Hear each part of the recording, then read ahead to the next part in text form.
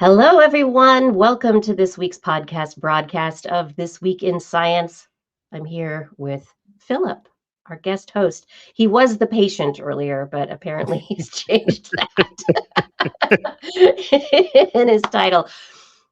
I am so glad that you're all here at the beginning of the show so that I can tell you this is not actually the beginning of the show. This is the part of the show that is live as the beginning, but will be cut out for the podcast.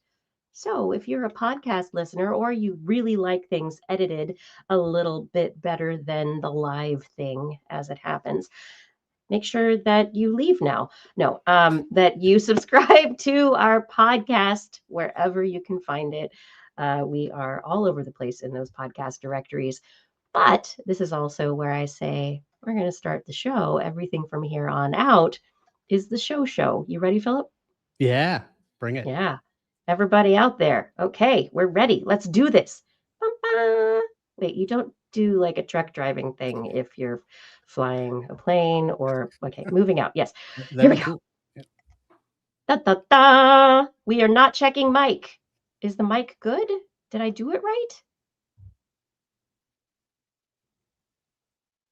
I just checked my mic because I feel like I had to. Was that the right mic?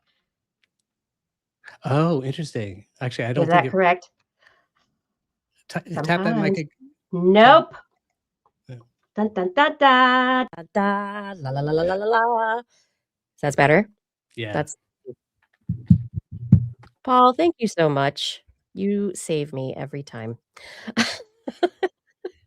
It's all of you who help out so much. This is why we edit the show and why there is an edited podcast. But for fun, this is why we have fun liveness. So welcome and thank you for being here. It is time to start this show in 3, 2. This is TWIS. This Week in Science, episode number 1057, recorded on Wednesday, May 6th, 2026. Science de Mayo. Mayo. Well, hey everyone, I'm Dr. Kiki. Thank you for being here. And today we will fill your head with sky plastic, fish filth, and baby yawns. But first, disclaimer. What kind of legacy does a great mind leave when it shifts from this mortal coil? What is left after all has been done and said? What remains of the hopes and dreams when people remember the man that had been? Is it the buildings, the centers, the labs, the papers? Is it the many presentations upon so many stages that leave the rest of humanity to guess what would have been done next? Or is it the students, the colleagues, the nemeses and friends? Will those who speak now forever create the space you inhabit in our minds? Or is it what is said here on This Week in Science? Coming up next. I've got the kind of mind that can't get enough. I wanna learn everything. I wanna fill it all up with new discoveries that happen every day of the week. There's only one place to go to find the knowledge I seek. I wanna know what's happening. What's happening? What's happening this week in science? What's happening? What's happening? What's happening this week in science? Good science, everyone. Welcome to another episode of This Week in Science. So good to be back for another week with you. Thank you for joining us. We've got a great show ahead. And tonight, joined by my guest co-host, straight from the land of What the If, filmmaker and documentarian Philip Shane. How are you? I'm good, Kiki. This is a real honor. It's very exciting and a little bit strange for me. I've been watching this show for however many years, 20. It's been a bit. 50, yeah. And suddenly it's talking to me like Ah. directly. It's very exciting. It's We very had a good. crossover once years back. You and Matt invited me on for What the If, and we talked about Yes. birds. Yep. And didn't you come on? You came on TWIS one time, and Yep. we talked Yep. about various sciencey things. I think we talked a lot about Einstein. Yeah, and I think Matt Might was have. there too. I Mhm, met Matt doing my co-host, one of my co-hosts, Matt Stanley. We were mhm. I did a documentary about Einstein once, and he was one of the experts in it. So, And and became we've a had, lifelong friend yeah, it's true. and colleague. Yeah, Yeah, it's true. And co-conspirator in science fun. exactly, exactly. Yeah. And we got to get you back on the show also. I know you've been on more than once, but Mhm. the show, I don't know if you remember, the show you did with us is still one of my favorites. It was about the shrikes. Is that right? Yeah, that was the bird show. Yeah, that And episode. Yeah. they're like the Mad Max of birds, you I know. totally still think that. I Yeah. They're cool, they're beautiful, Yeah. they're ferocious, they will impale things, like, Yeah. come on. Yeah. Yeah, they're awesome. They're like, road runners are their own kinda cool, but the Shrikes Yeah. can't go Yeah. wrong. Yeah. Yeah. Good stuff. Good stuff. So thank What you. are Thank you you. Yeah. Yeah, no, thank you for getting a chance to talk about that kind of stuff. I honestly love that. Yeah. What are you doing now? What are you up to? What have you been up to since the last time that we Yeah. spoke? I think the last time I was on was with something to do with Myst, the video game. Oh, no, well, So a little that bit. It was was Polybius, which is this yes. mythical video game that was rumored to basically possess Yeah. anyone who played it. Great story. Great story. Yeah, and you helped us imagine how would that work? How would the game Yeah. interact with the brain in that way? But yeah, so I've been doing this podcast, as you mentioned, What the If, Mhm. and with Matt Stanley and Gabby Panicia. Gabby is a biologist at Harvard, and Matt is a physicist and historian of science at New York University. And we've been doing that now almost 8 years, amazingly. So 400 something episodes, you know. In fact, interesting, you It's said the cute. other, You're babies. That's nice. Or like you're well, getting to be like kindergartners now. That's yeah, good. you said something like, I think in your last episode, you said episode 125, but you must, now that I'm looking at the numbers, it must have been 102. Anyway, I One don't know what it was, but yeah, I think I said 1, and I think when I said it, it was supposed to be 10, and right. maybe just in the live moment, I said Yeah. 1 and nobody Yeah. caught me. Yeah. So it went out, 156. Yeah. No, you're all the way back to 156. No, those Ow. things add up. They add up quick. Not starting over. So I've been doing that. I also, we could talk about it now, or we could talk about it later. I Now? also am a member now. I'm a member of the Planetary Society that was founded by Carl Sagan and a couple of other wonderful people many, many moons ago when I was very little and Carl Sagan was still alive. But I still have my card here, my membership card here on the wall. It was a membership from the beginning. But for the past about 10 years, they've been doing something called the Day of Action. And that's where volunteers from the society travel on their own to Washington, D.C.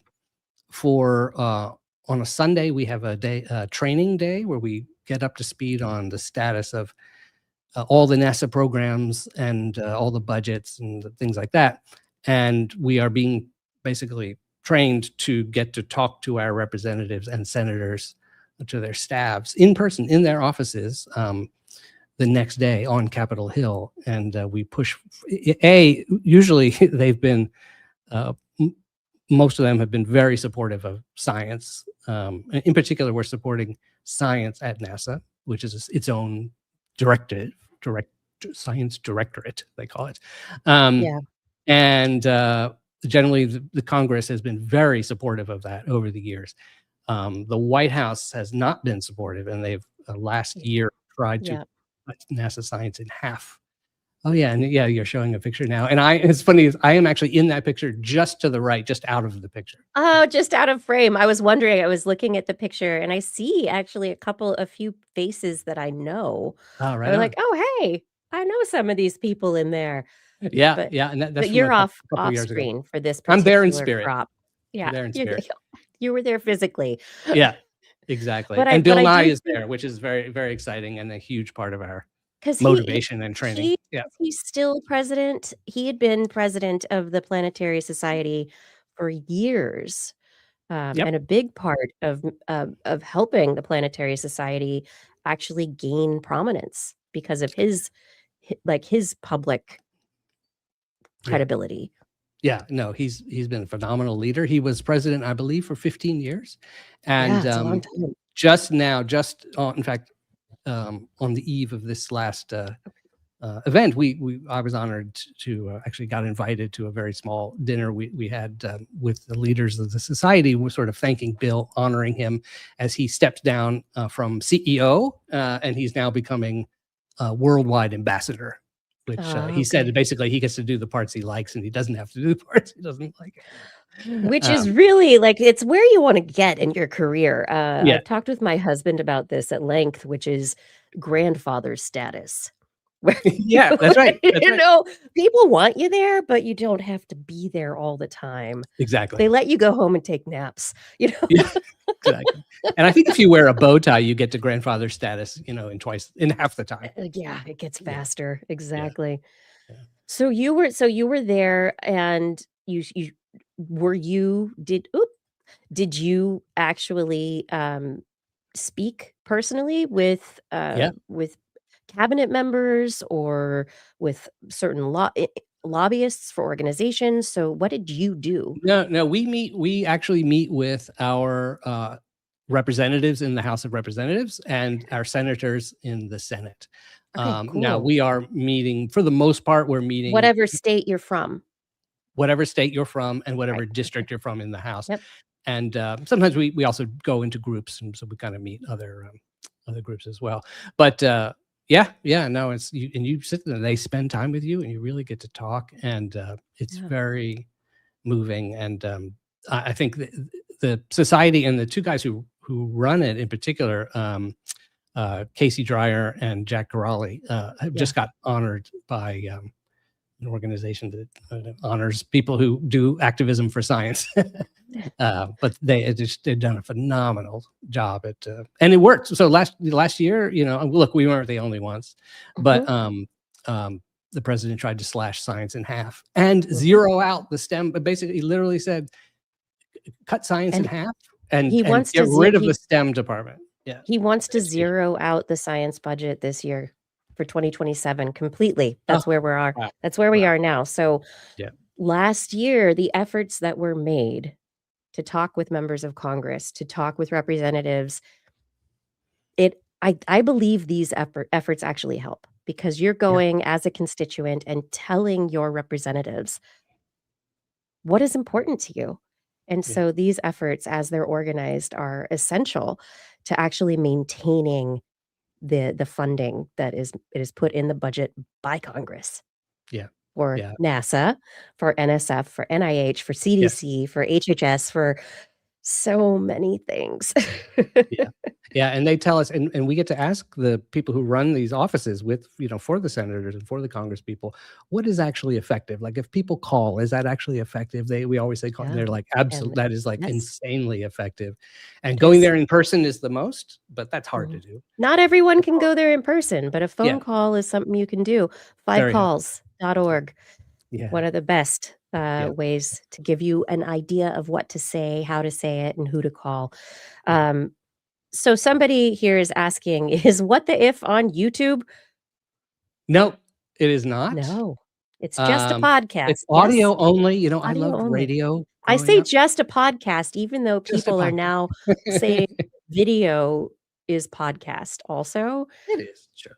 Yeah. But there's any number of reasons for that. One Oh, of I them know. also is that I work in film, and so like if I were to do the video, it would have to be so good that I just can't stand it. And I do love audio. I'll say this, actually, the idea of it's an imaginative show, we basically run with thought experiments, and they're sort of fanciful scenarios. What if gravity turned off all of a sudden? What would happen? And we use real science to imagine what would happen, and you learn from that. that audio lends itself to that because you can kind of imagine. Oh, I love that. I mean, I think that's one of my favorite parts of podcasting, the audio aspect of it. Yeah, I got yeah. into it through radio and the Right. whole, I still listen to radio in my car because I love the DJs. I Mhm. love when I take my son to school, the morning DJs talking Yeah. about whatever it is. But I love it's that intimate relationship, hearing what they want to talk about. And Yep. I think that, NPR gets it right so much, like the talk radio Mhm. for so much get it right. It has been influential across the political spectrum and across the social spectrum and Yeah. just also for entertaining. And I don't know, I grew up listening to, you know, record stories on records. Yeah. So I don't know how many kids these days are listening to stories in podcast form, but I think it's Actually, there's a that lot. There are some beautiful stories. that imagination is so important. As somebody in media, filmmaking, documentary, talking to people out in the world, yeah, you just said there's a lot. Like, Yeah. what are you hearing about the world of media these days? Well, first thing I want to mention real quick, I realized there is one thing on YouTube. Well, I've done a lot of things on YouTube, Oh, but awesome. there is a video, remember that I'm a little mini documentary I made about Dr. Kiki. And There is it. So yeah, ages back. TWIS, Yes. TWIS Takes Manhattan, it's called. So look that up. And what's happening in media today? Well, actually the movie business is in terrible shape. I think it may rally, but nobody knows. But we're in transition. We're in a huge transition yet again. The streaming movies, right? And how versus movies in a theater or Even streaming movie, just the shows them or the movie. Like I have a lot of friends that work in the movie business, and I'm in documentary. That's one side of it, and that's not doing great. And the fiction side of it is typically doing much better. It's doing terribly with all these mergers of companies, and nobody. I don't know if anyone exactly knows why, but it's a tough thing. Money, money, money, Yeah, money. yeah, that's right. Gotta say, Yeah, yeah, yeah. there is a bottom line to why a lot of this stuff is happening when it does not make sense culturally. Yeah. When people are still going to see movies, when people are still enjoying movies and other, creative media in their homes and externally to them. Like there's no other reason for it. Yeah. Yeah. And Although somebody should do a scientific study, maybe an economist, I don't know. Right, exactly. Well, I will say, YouTube is one of those reasons, right? That is part of it.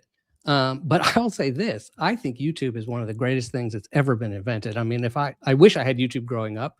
I've been watching YouTube since the beginning. And the same thing with television, people used to say how terrible television was, but I just watched PBS and Bravo and, I just choose to watch quality things, and you can do that on YouTube, and what's available is astounding, the amount of it. So I know that my child watches Reels, and he also watches a bunch of shorts on Instagram, but when I really check in on him, he's watching long form content about computer science, programming, graphic design, science, physics.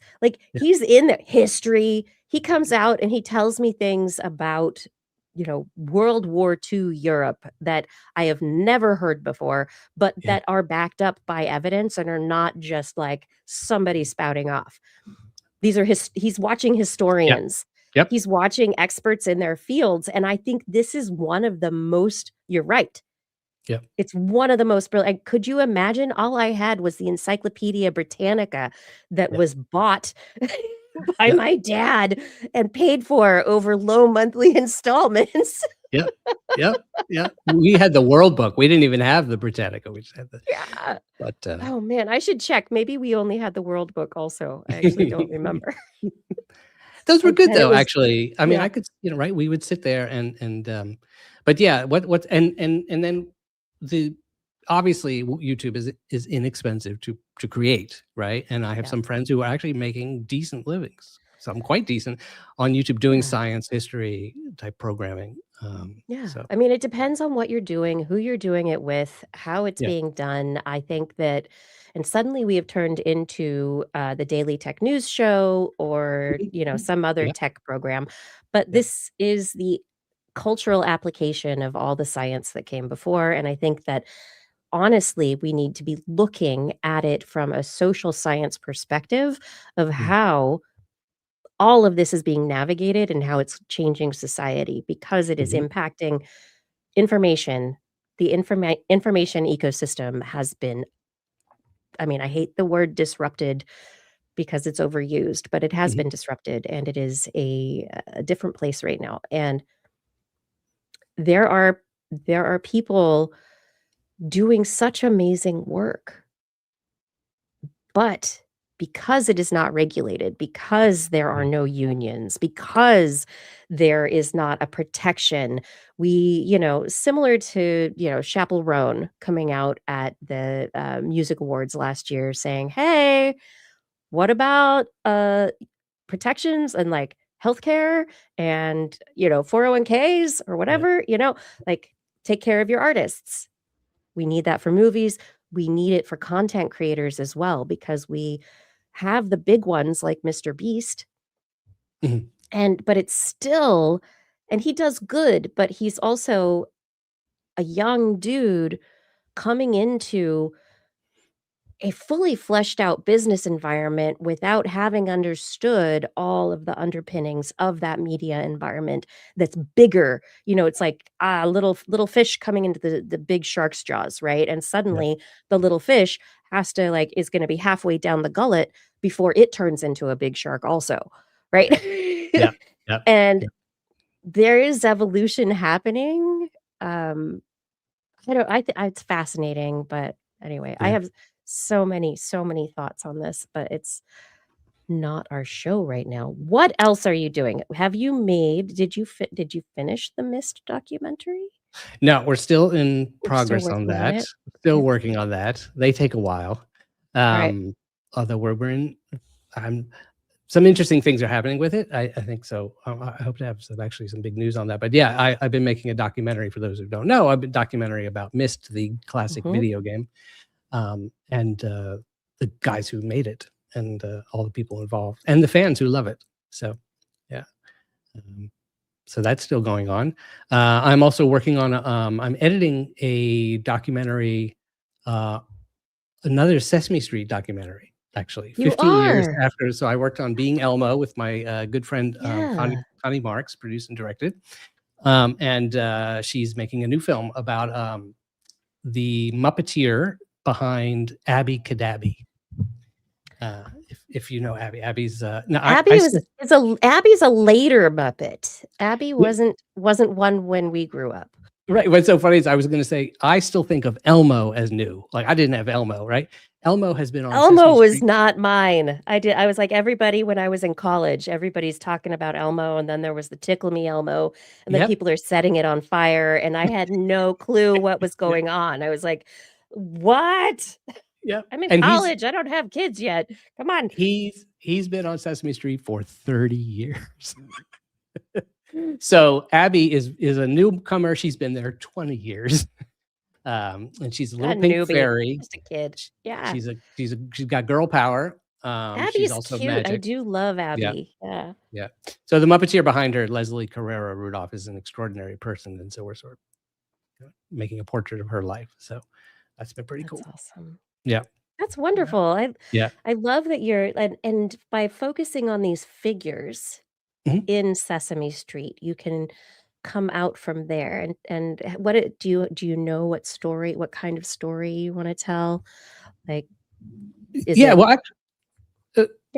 she so everyone is different. Hers, interestingly, she grew up very working class in Northern California, and when she was, I don't know, 18 or 19 or something, got her first big job out of California at Disney World. And so she went there in Florida And So she this went was from the Golden State to the Sunshine State. the Sunshine State. Yeah. Yeah. Yeah. Okay. And little DV video cameras had just come out. And so she bought one of those, and it's the first time she'd been away from her family. So she started making essentially almost like a video postcard, a video letter home, a video diary, and sent home like, here's my apartment. This is what I do. And she never stopped doing that. And then eventually iPhones come around, and she just loves, she's kind of a documentarian of her own. She's also incredibly artistic. Everything is an art project. She will turn anything into a work of art. So we have her whole life sort of documented. So it's kind of and she's just a very poetic person. So yeah. But essentially, how can you bring joy to the world when the world pushes back really hard? That's essentially the theme, We need that right now. Yeah. Thank you. Oh my gosh. Yeah. However, I don't know. I mean, I do this science stuff, but however I can help, let me know. I mean, I think we really, really need more joy stories. We need reminders of that common humanness that is not just rooted in fear. Mm-hmm. Yep. We need all the content, all the creativity that we can share with each other that reminds us that joy is actually revolutionary, that it is standing up to fear and people telling you what to do and all this stuff. Like I don't know, joy is I love it. Yeah. I can't wait. I'm excited about keep me up to date on this one. I love this one. Right on. Yeah. Someone was asking, I mean, we're going to move on to science very shortly, but Fada is asking whether the original creators of Myst are still involved with the game, what they're like, and they're still up in Northwest Washington State, right? Not to tell people where people are located. Right. Yes, one is literally in Washington State, and the other is in another state not far from Washington State. But they are still around. They are still making games. Cyan, CYAN is the name of the company. I would go check them out. In fact, they were just putting out some new stuff just now. I think they made a new version of Myst for PlayStation or something like that. So yeah, they're doing incredible stuff. And they remade, after Myst, the sequel was Riven, and Riven was like way bigger. And it's almost like they describe it as the Empire Strikes Back to Star Wars. Like the second one, we had all the confidence, we had all the money. Now we're going to really do it right. The first one was this scrappy little thing. Anyway, that game was called Riven, and they went and remade that 30 years after it was made the first time, and made it way bigger even than it was before. So it's a incredible thing. Also very poetic. I would say somebody that combines sort of the types of things I like to focus on. It's a very meditative game, beautiful. You're in nature, and there's a mystery and there's some spooky villains you have to kind of navigate, but essentially you're just solving puzzles. It's kind of like science. And one of the things I learned from Myst, I would just say, is that when you're talking about how making the documentary is taking a long time. It's not easy to make these films from scratch. But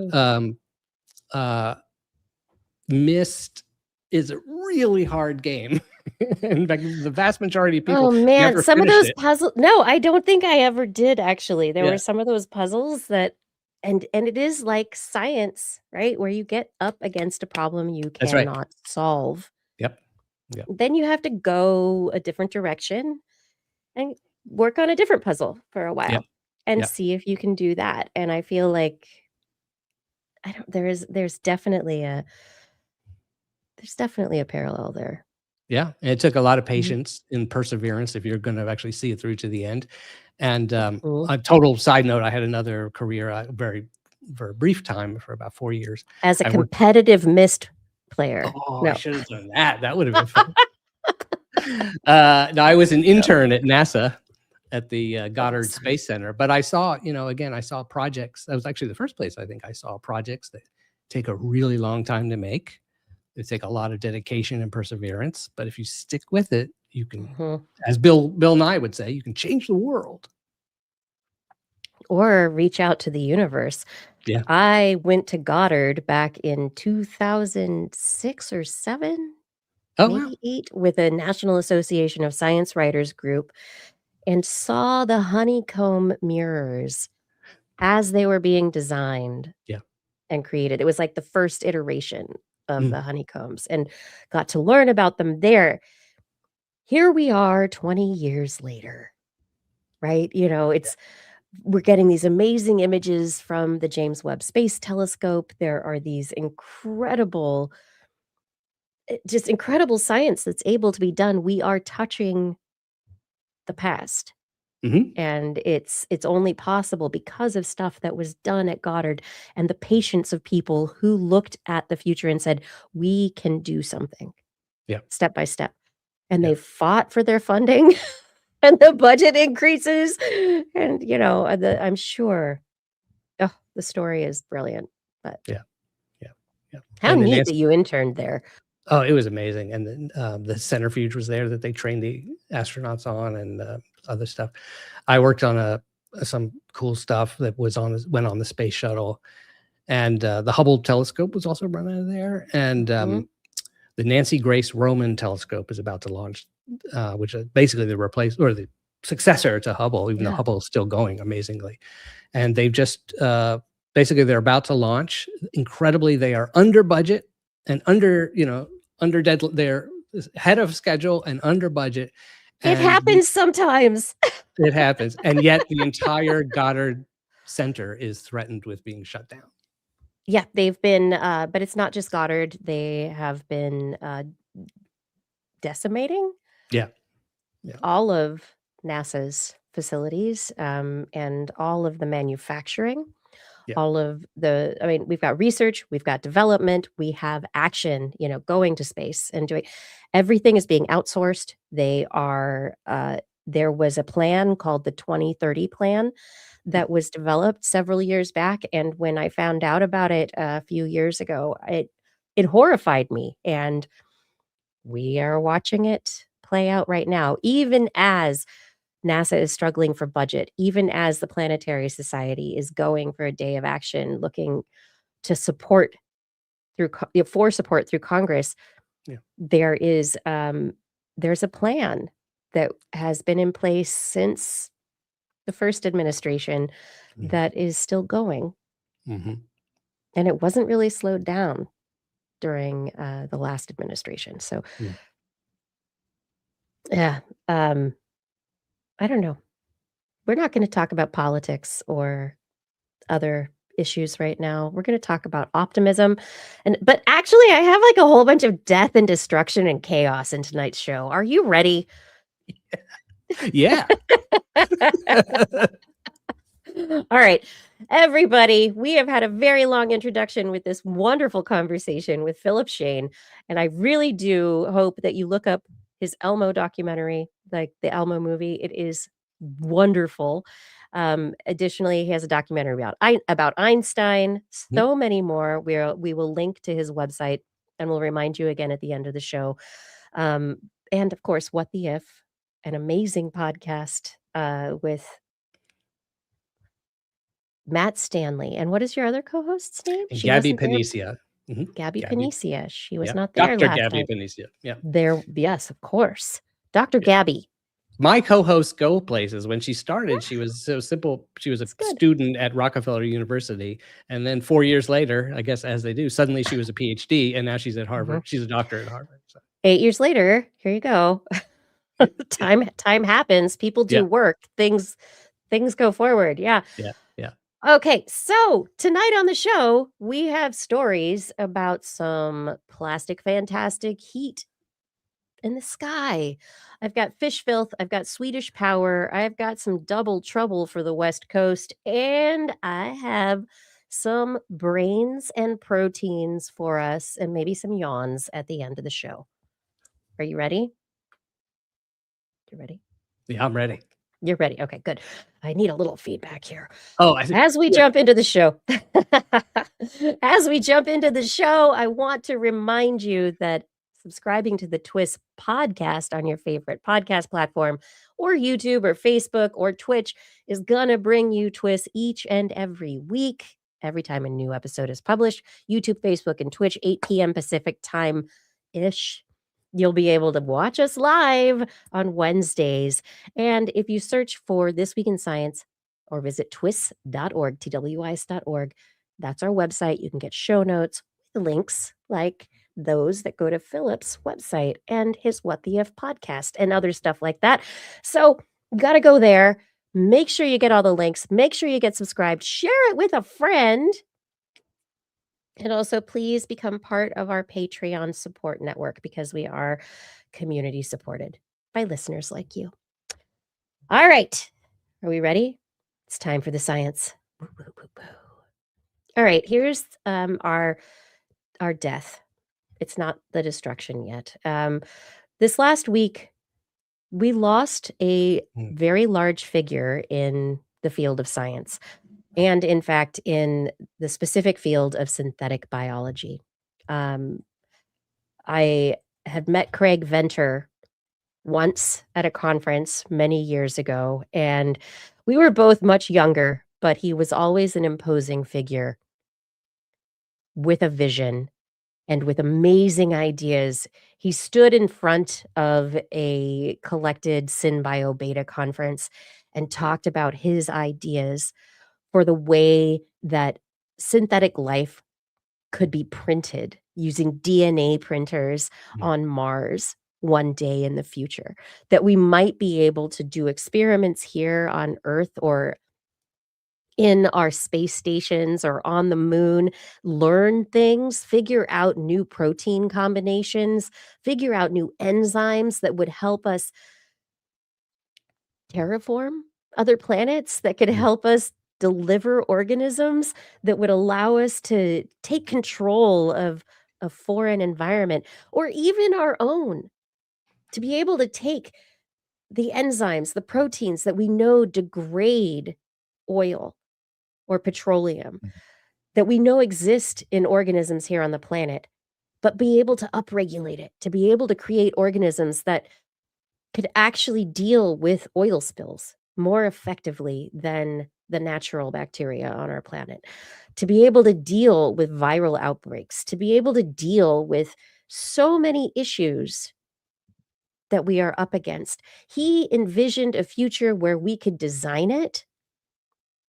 And he was also scary.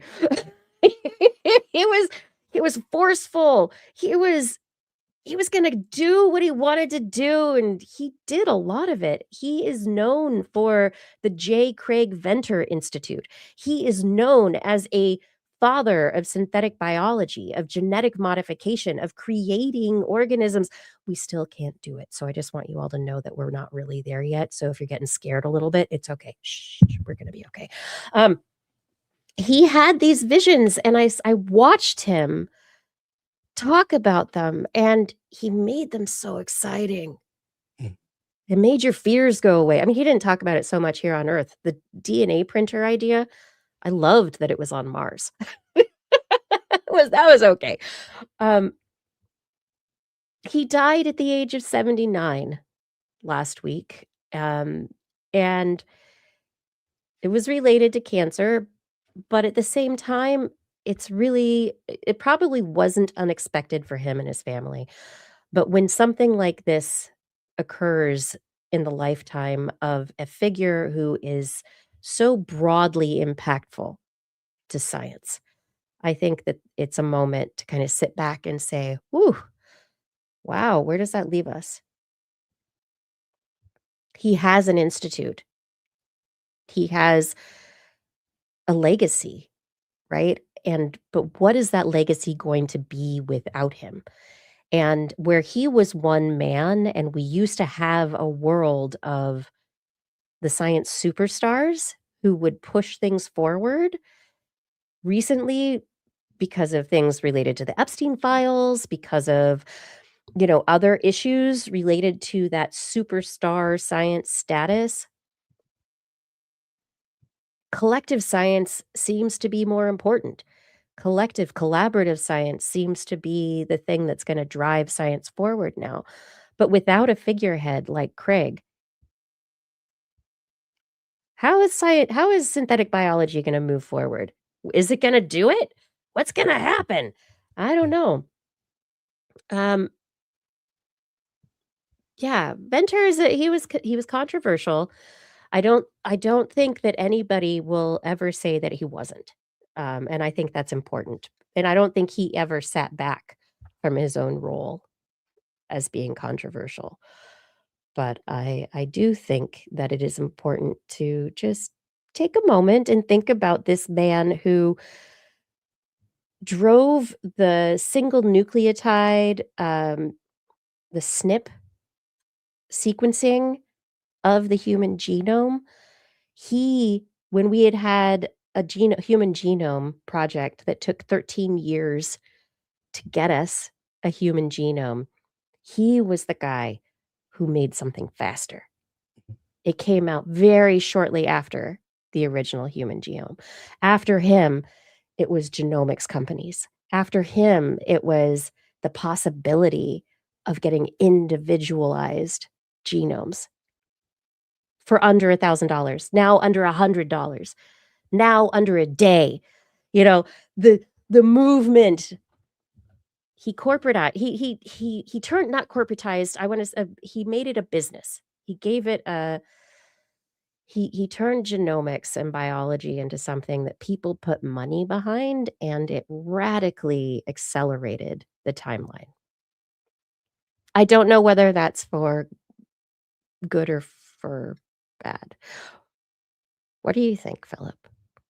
Well, it's interesting, and I remember, like it must have been a 60-minute story or something like that when it was like the Human Genome Project was happening, and then it was like, and now here's a story about this crazy guy, and wasn't he was like taking a boat around the South Pacific or something? Yes. Pulling things out of the water, right? Yes. Yeah. Yep. I don't remember what that project was called, but we talked about it on TWIS. Blair was very excited about it. Yeah, yeah. But it's interesting what you say, because like I'm not at all up on the sort of the science behind it, but the idea of this public versus private thing is very interesting. You know, again, all the NASA stuff we were talking about is also all about that.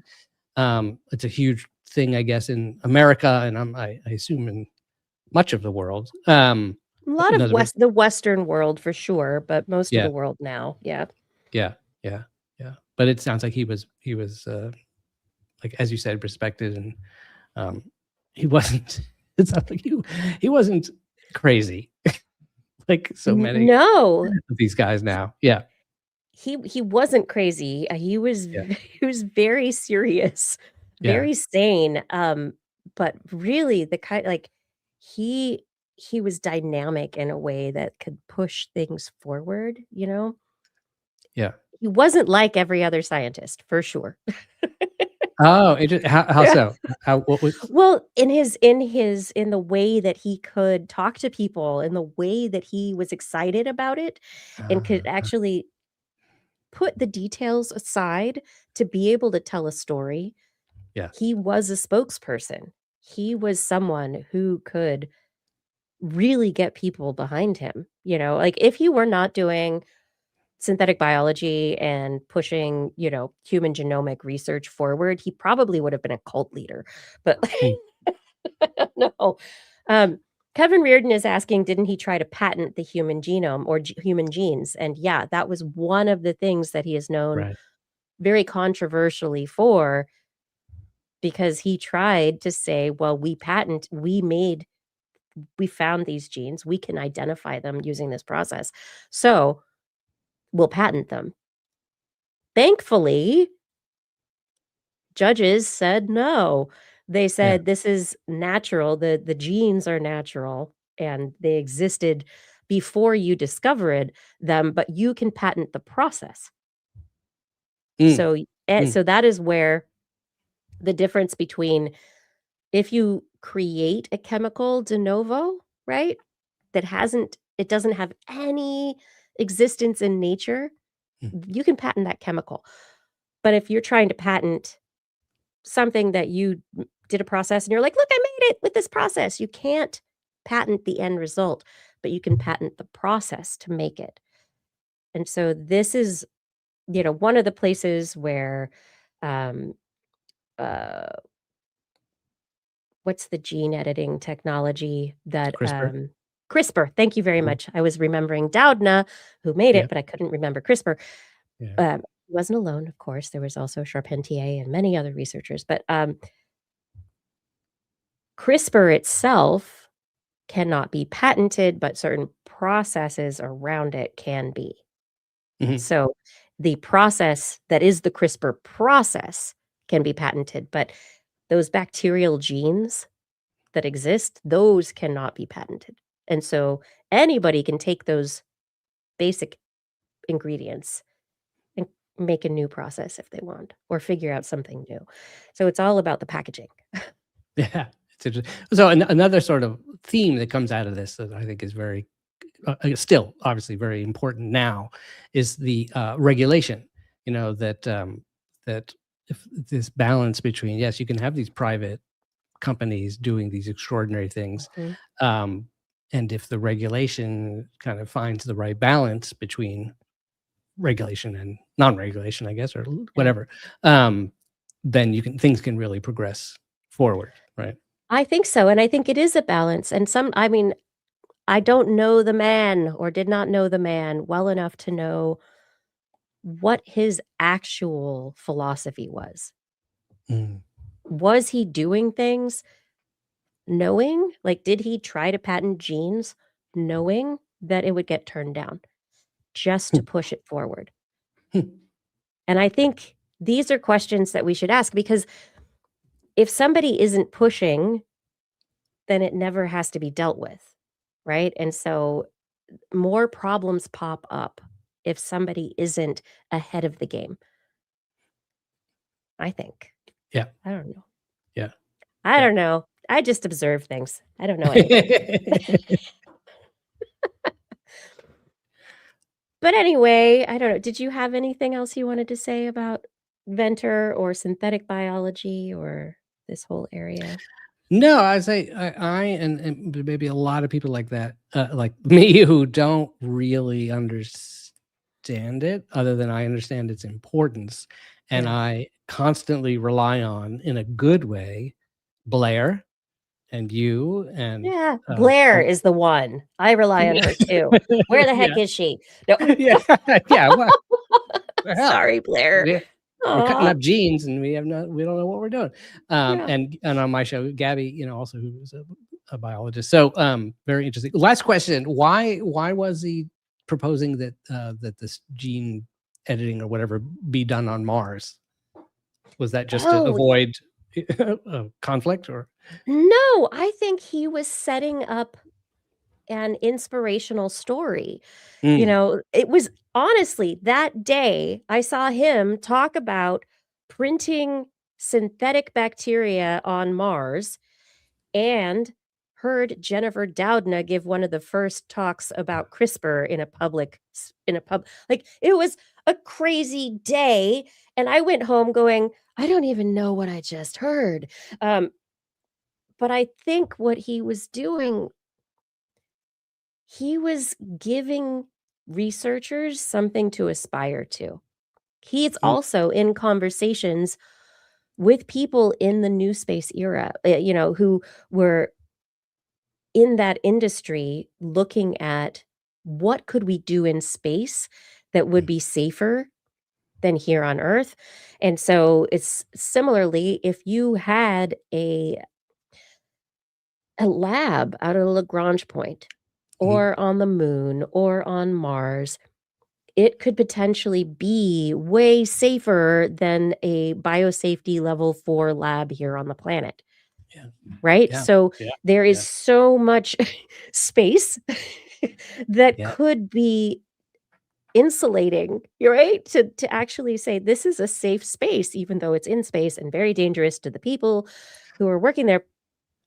But that day, we were also hearing from entrepreneurs who were doing some of the first work on robotic labs, on labs where they're artificially intelligent or had programs sequenced into them that that researchers could upload certain instructions, could send their samples to this, cloud. It's not a cloud, physical lab, just somebody somewhere else than where they are physically.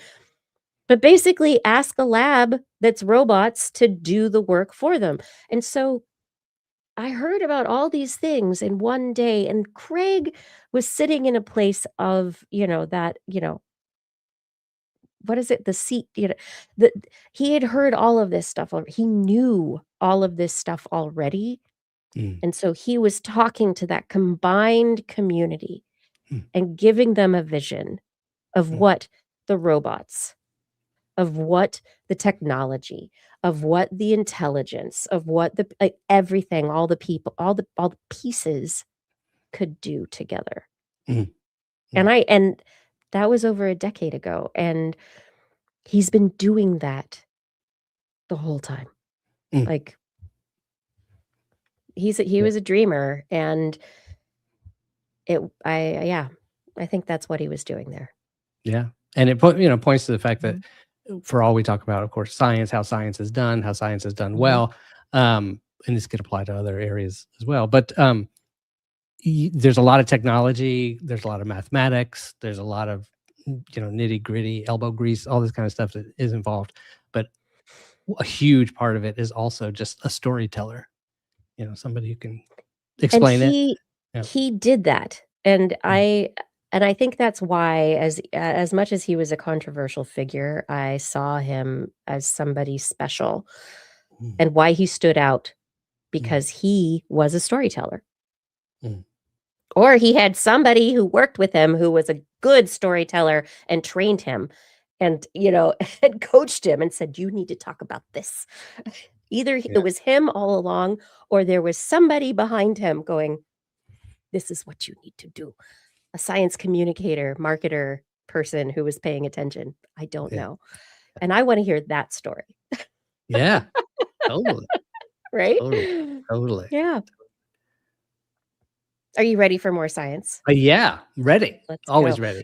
And I will respond to Fada here. Yes, introducing non-native bacteria to Mars is not a good idea. We should not pollute any foreign world with our crap.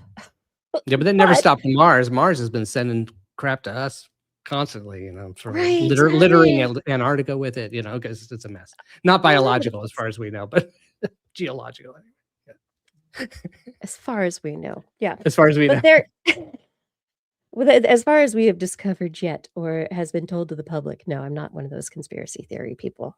No. There's a bunch of rocks from Mars on our planet because things knocked into Mars, their moon got boomed, and then billiard balls all over our planet. And we've done the same. Oh my gosh. But we've been sending craft to Mars for years, and where we thought we had clean rooms, we have learned we did not. And so our idea of clean,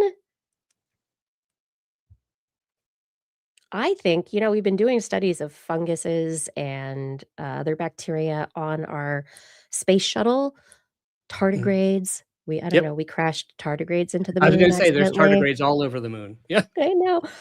No, there's little tons. Oh my gosh. They get a nice little boost of sun and they're going to be like, burned dead. Oh my gosh.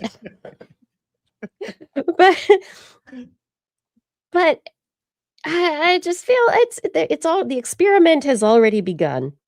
But maybe we should be doing some of those experiments that we've been doing on our space shuttle, not our space shuttle, our that thing that goes around the planet, space station.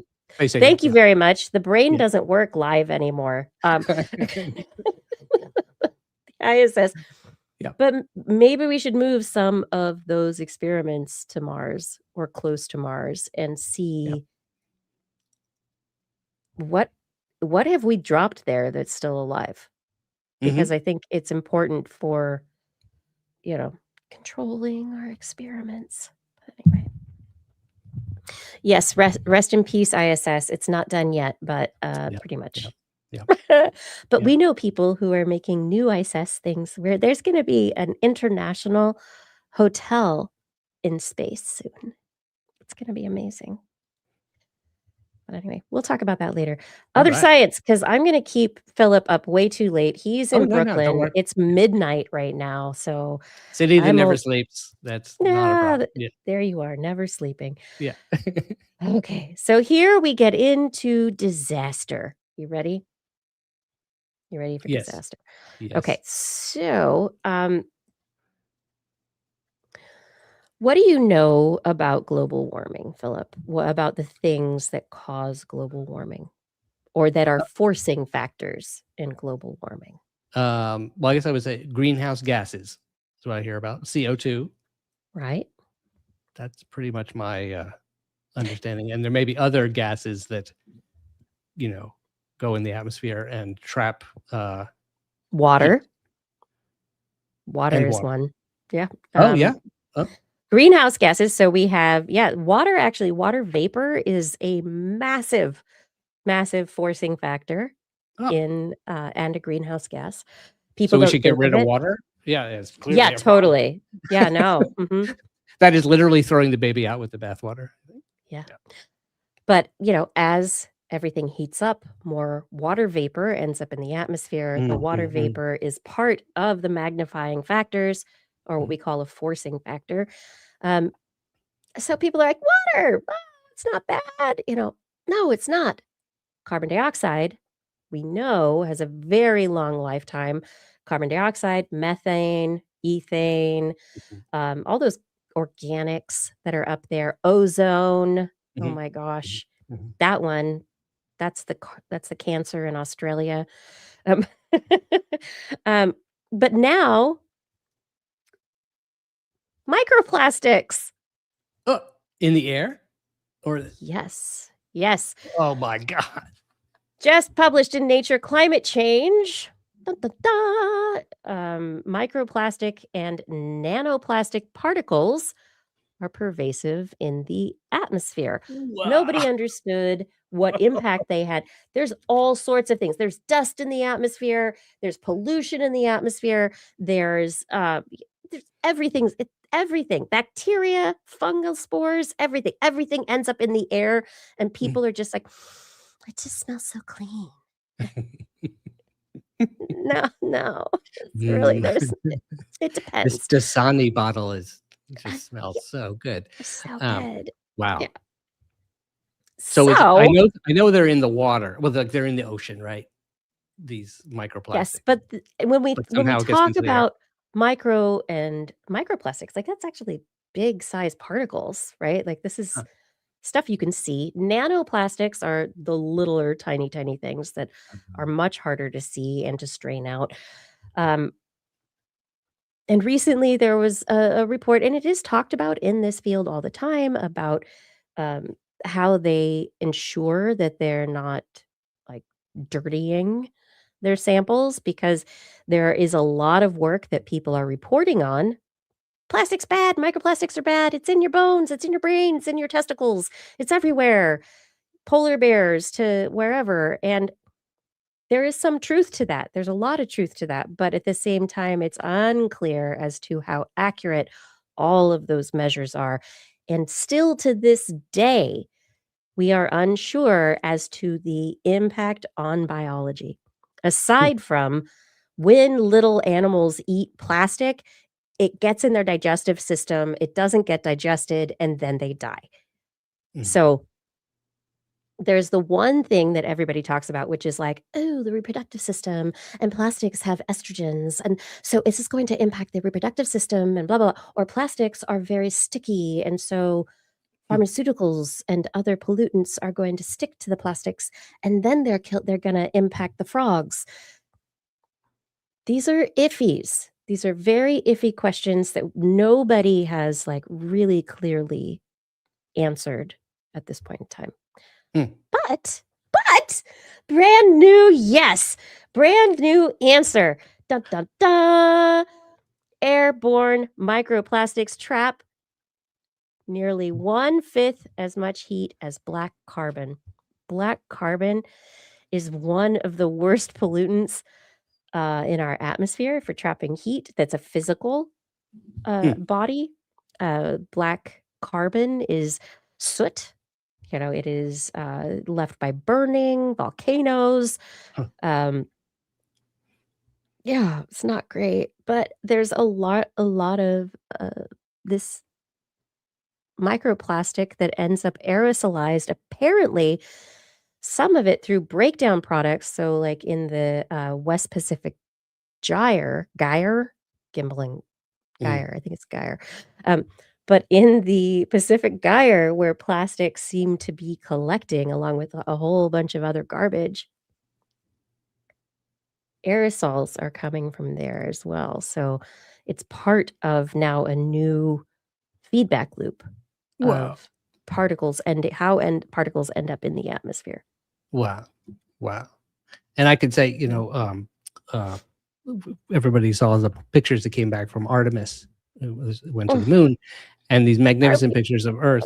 And among the many kind of stunning images are those ones where you can see the atmosphere is just this ridiculously thin, layer of little bit of glowing, in the sunlight around the Earth. And so, so now it's full. That is, you can imagine that full of all these other things that shouldn't be there and that are trapping the heat. They're basically, right? The interesting thing about these greenhouse gases or things, pollutants, is that it seems like they let the sunlight in, right? So the sunlight comes from the Earth and it gets through them, somehow hits the ground, heats up the ground. Then the heat comes off the ground, but the heat is trapped, right? Yes. And just builds As up. Blair likes to say, it's an insulating blanket. Yeah. Where you can imagine there's like a small amount of heat that might leave, right? But it traps all that wonderful heat inside. And so this is another ingredient that we had not added to all of our models. So this is actually very interesting because understanding what is in the atmosphere. So we have this understanding of, okay, the atmosphere is heating, the lower atmosphere, the upper atmosphere, heating at particular rates. What's in it that is contributing to the speed of the heating? And over time, we're like, okay, black carbon, greenhouse gases, water vapor, let's add these things to the list of what works. And we're getting better ideas of how each of them work and what they do. This breaks down that like unknown component that has been, like C in E equals MC squared. It's just a fudge factor, right? It makes that it's not as much of a fudge factor anymore. It gives more accuracy because now we can say this component, and I will tell you what they found here, is that the global surface concentrations reach 4.18. Wait, what are the P? Mega. I don't know what the P stands. Microplastics. Oh yeah, 4.18 microplastics per meter cubed for micro. I don't know what MP stands for. This is something that I should have figured out, and I apologize that I don't know the exact nomenclature for this. 3.67 nanograms per meters cubed for nanoplastics.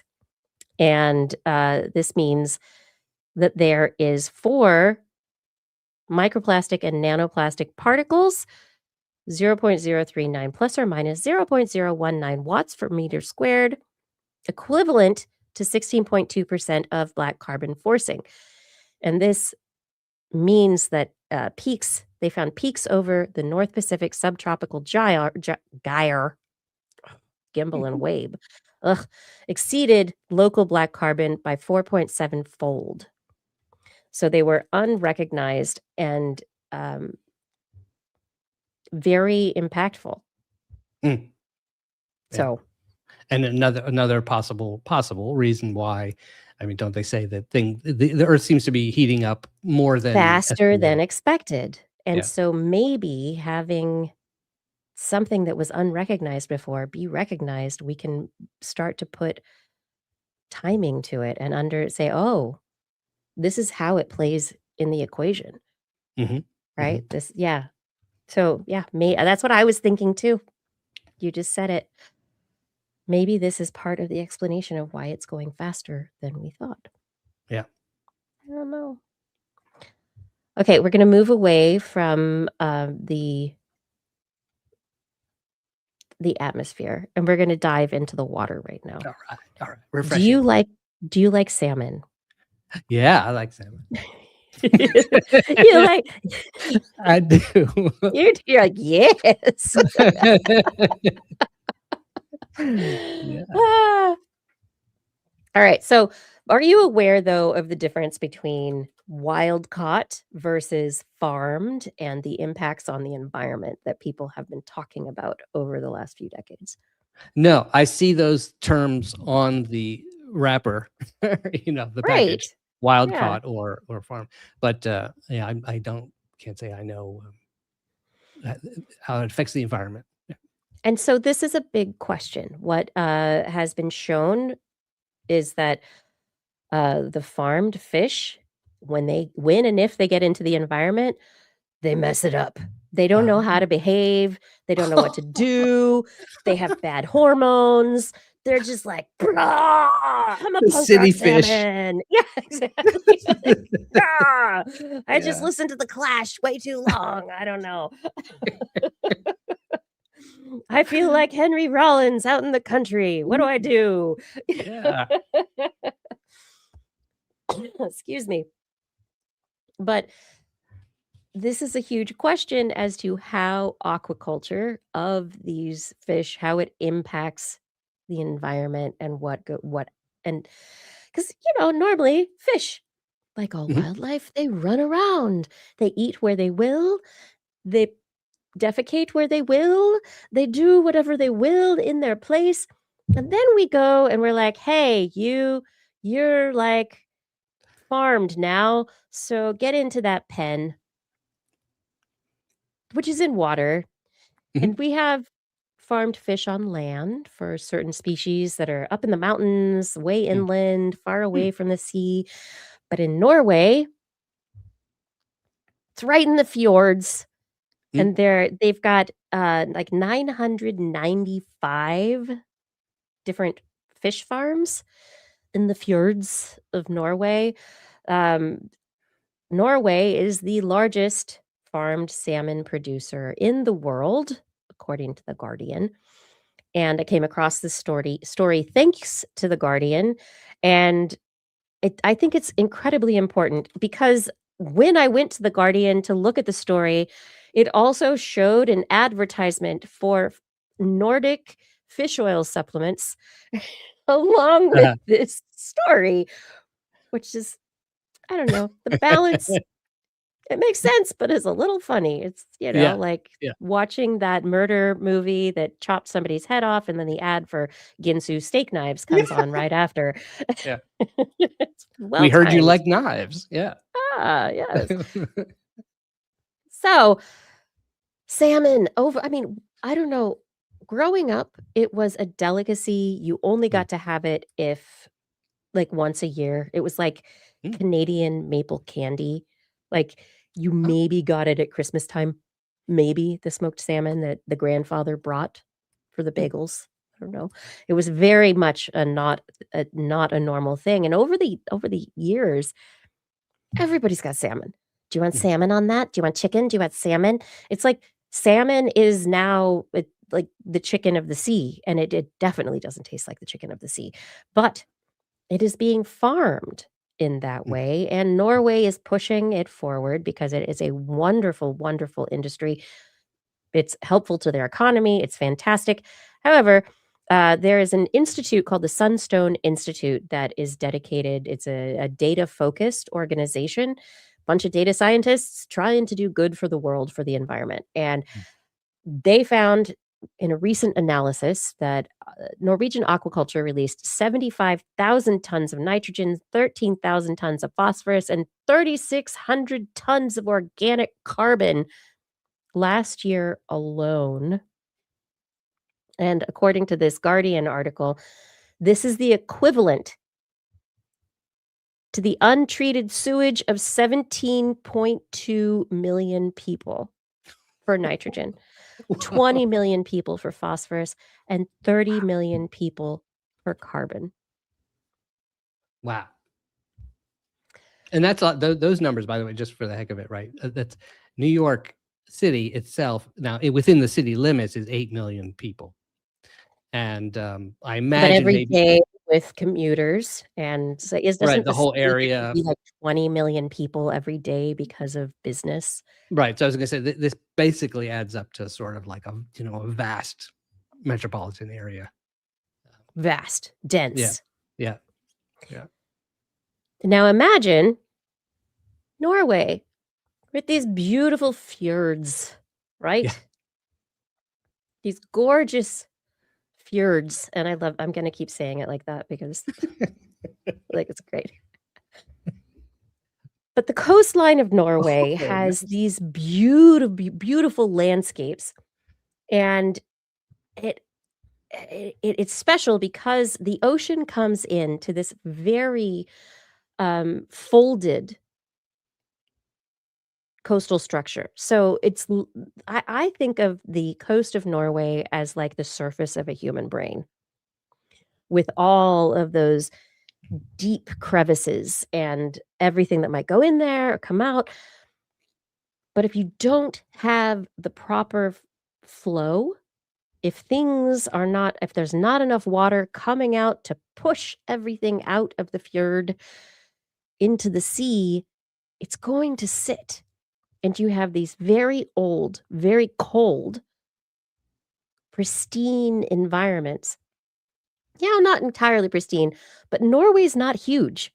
So even though there's industrial waste, even though there's human waste, even though there's agricultural runoff going into the fjords, now you also have the fish runway, like this runoff from the fish. And there's a website by the Sunstone Institute that I think is honestly one of the most beautiful web stories that I have ever seen, that is their report on what they found. It tells the story of one researcher who spent his life looking at salmon industry waste. And it shows these beautiful videos of him going below the cold sea and looking to see how the salmon industry has impacted these fjords. Fjords. I'm going to keep saying it like that. Anyway, you have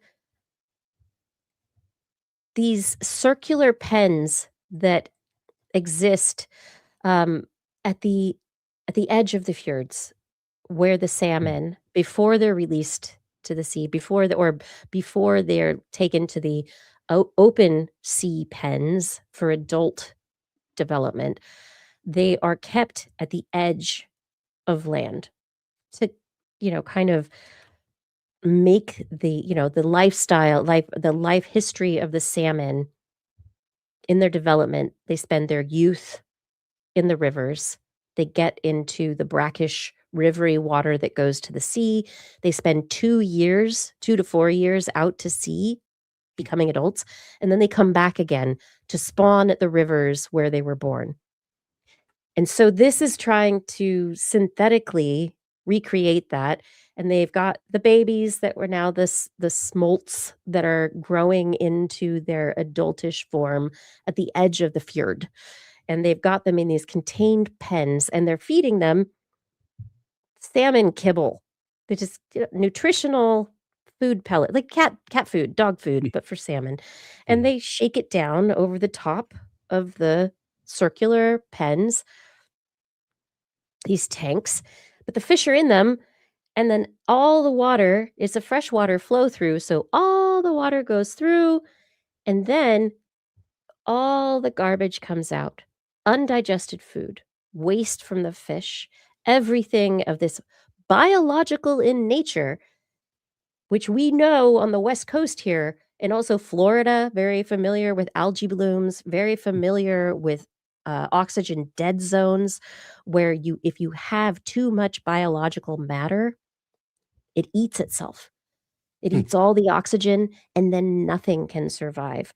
And so these researchers, they have found that they have these pipes where there's tons of biological organic material that comes out, and the fish, the cod, the smelt, the fish that live in the fjords are feasting Hmm. on the detritus of the salmon. But so are the sea urchins. The kelp forests that normally grow in these places are dying because the algae is dying, the urchins are coming. There is not enough in these places, even though there is excess, to actually support the ecosystems anymore. And so we're seeing a problem of the salmon. Anyway, I'm gonna stop scrolling through this website. It's incredible. Yeah, I beautiful. highly recommend anybody who's interested in the plight of agricultural fisheries, fishery, agriculture, apiculture. No, apiculture is bees. But anyway, anybody who is interested in this, I highly recommend. I'm gonna share the link, and it is one of the most amazing reports I have ever seen visually, but also data-driven, story-driven. It's beautiful. Yeah, And that's beautiful. Yeah, beautiful website. and Effective. we need to save the fjords. Yeah. I have never imagined the word filth and Norway in the same sentence. You wouldn't. Now we Right. know. No Yeah, one is and sacred. Nothing is sacred. so but this is one of the things they bring up is they've gone to the companies and they've said, "We went below the water. We saw what's happening." And they said, "We're within regulations. Everything we're doing is fine."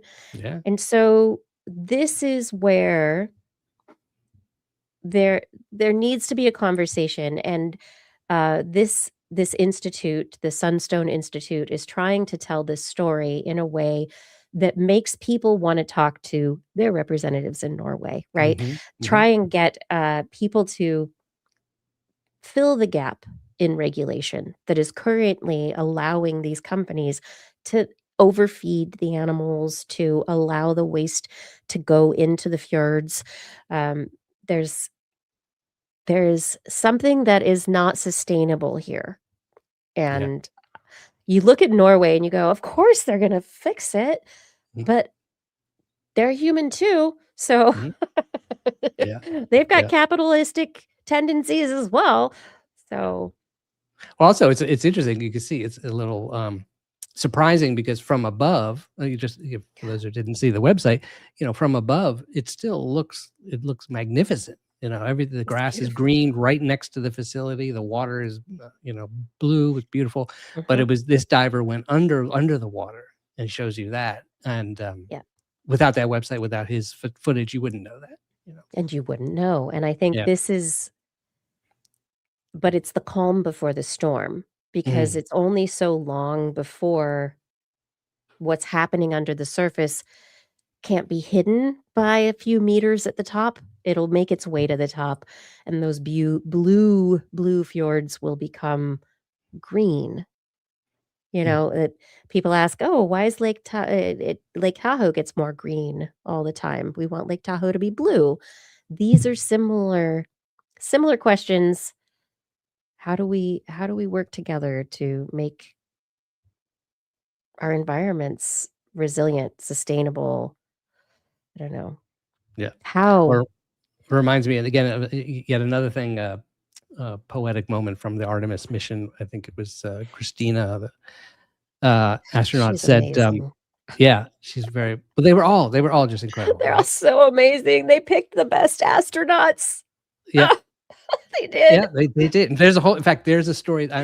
I'm curious to learn that story. How that happened, how they chose them. Each of them. And but anyway, she was saying, that she was talking from the craft or something, and she said, we are a crew. You're all talking to us. We're a crew on this ship. And she said, and then I was looking back at the Earth, and it was so tiny, so and floating in this blackness of space. And she thought, oh, that looks like a ship too. And you talking to us. You're the crew. So. Yeah. Can we act like the crew? Can we? I mean, even that crew from Gilligan's Island, they worked together too. I was gonna say we're like a crew of pirates or something, all drunk and fighting with each other. Oh. We know how to do this.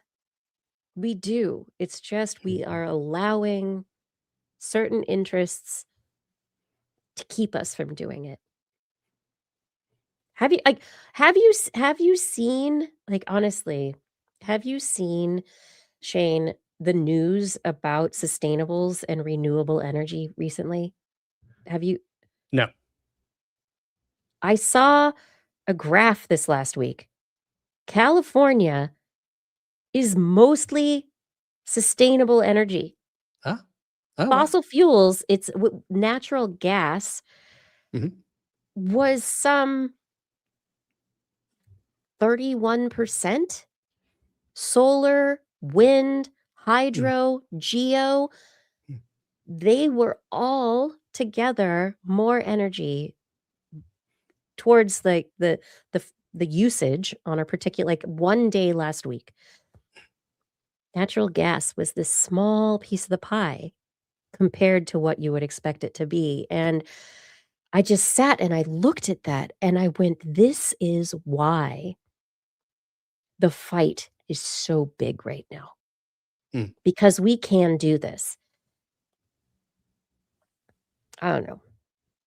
We're doing it. And what Trump has done recently with the canal, with the strait. The canal, yeah. The canal, the strait. Love canal. Yeah. Well, what he has done recently has inspired investment in sustainable and renewable energies internationally. Yeah. I mean, he might not have wanted to do that, but hey-o. Yeah. It's going to be great. Yeah. So we move from disaster at that point to maybe there is an upside there. But back to the United States, my last little story here in this part of the show. Do you get earthquakes in Brooklyn? You know what? It's so funny. I was talking about that just the other day with a friend. Were you? Occasionally we do. Not like now. I used to live in LA, so I've had more experience there. But so that would be more like San Andreas Fault, right, and all the other things. So you're aware of the West Coast. Oh yeah. Earthquake. Yeah. Environment. Yeah. So I moved up to Portland, and it's like, oh yeah, volcanoes everywhere, Ring of Fire. That's really cool. And you don't really put two and two together at first until you go, oh, right. And there's the Cascadia Fault, which is a massive fault, which people over the last like 10 years have been like, hey, this is ready to go at any point. It's going to be major. And you still have like petroleum and fossil fuel right here in the port of Portland, and you have all these things that you have not fixed. There's going to be a problem, right? And we get little blips every once in a while, and it's kind of like, that's nice.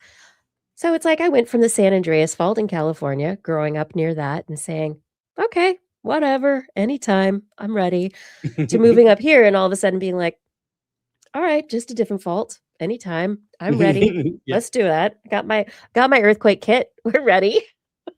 Yeah. But yay! Doesn't one good fault deserve another?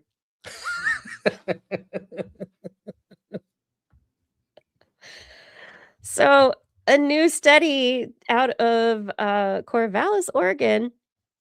Oregon State University has worked on a study that was just published in a geoscience uh, journal called Geosphere. They were doing a management survey several years back of the Cascadia Fault, which is off the coast.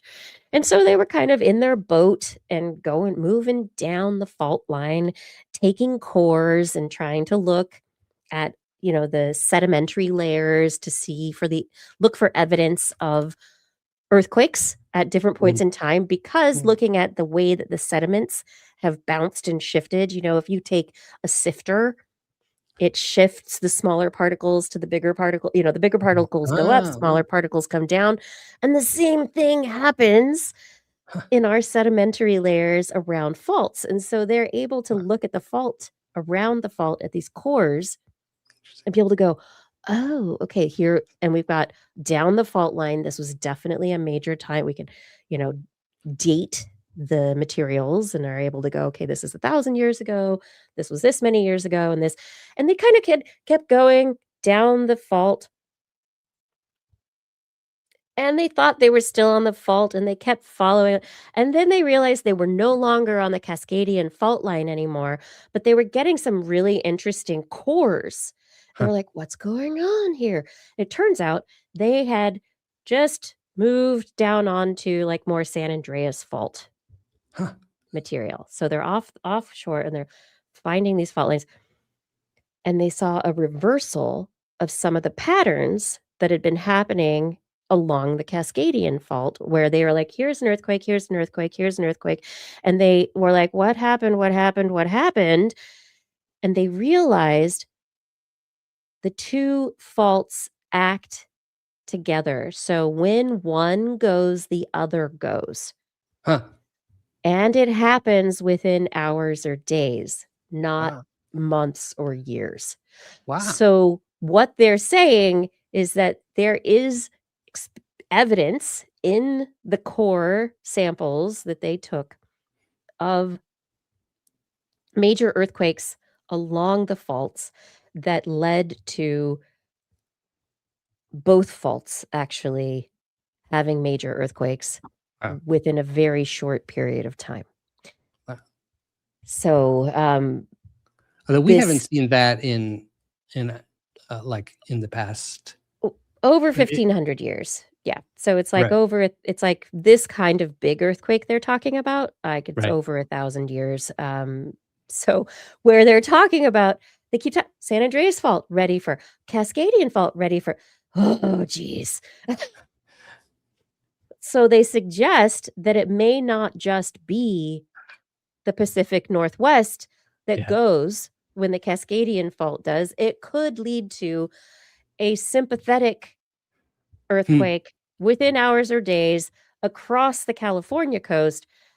So it could be the entire West Coast goes in just one day. Chaos. Whoa. Crazy. So, I don't know. I'd rather go back to that salmon story of the Norwegian fjords. Yeah. I'd rather go back there, because that seems like something that we can fix.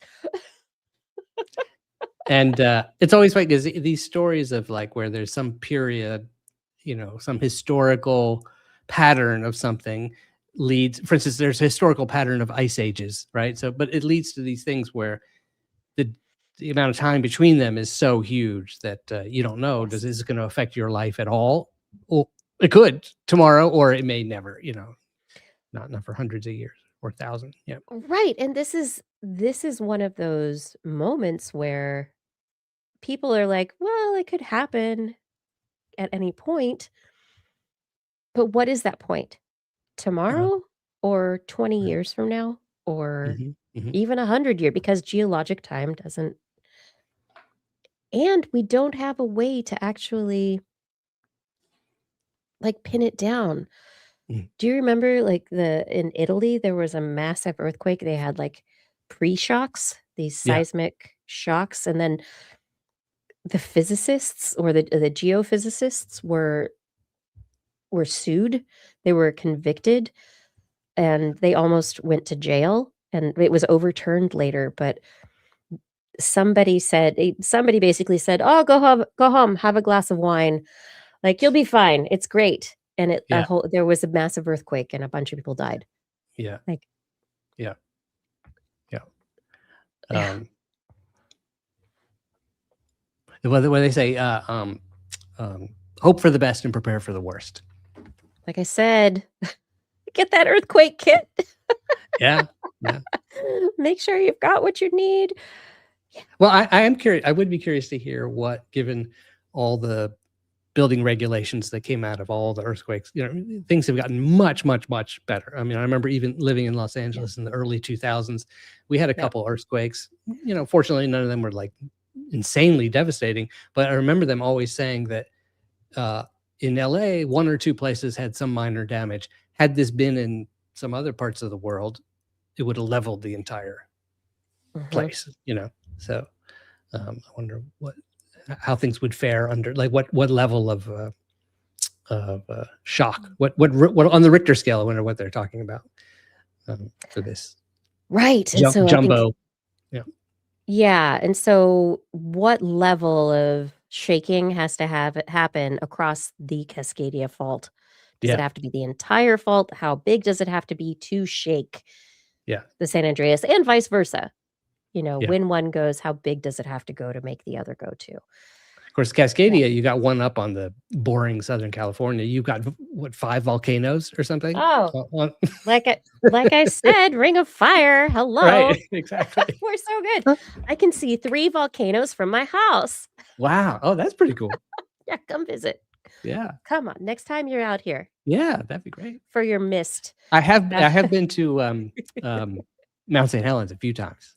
That is an astounding. I still need to go. Oh, you haven't been? Oh my gosh. Well, I've been, but I haven't gone hiking. Yeah. Like I really want to do a good hiking trip up Mount St. Helens and really check it out. But yeah.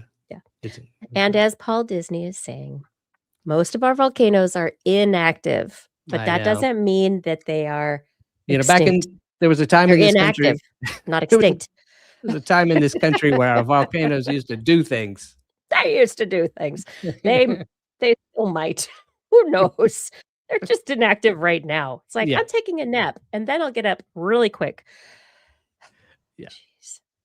The natural world is amazing, and we love putting our houses near the big, pretty, scary things. Yeah. Oh my God. Yeah.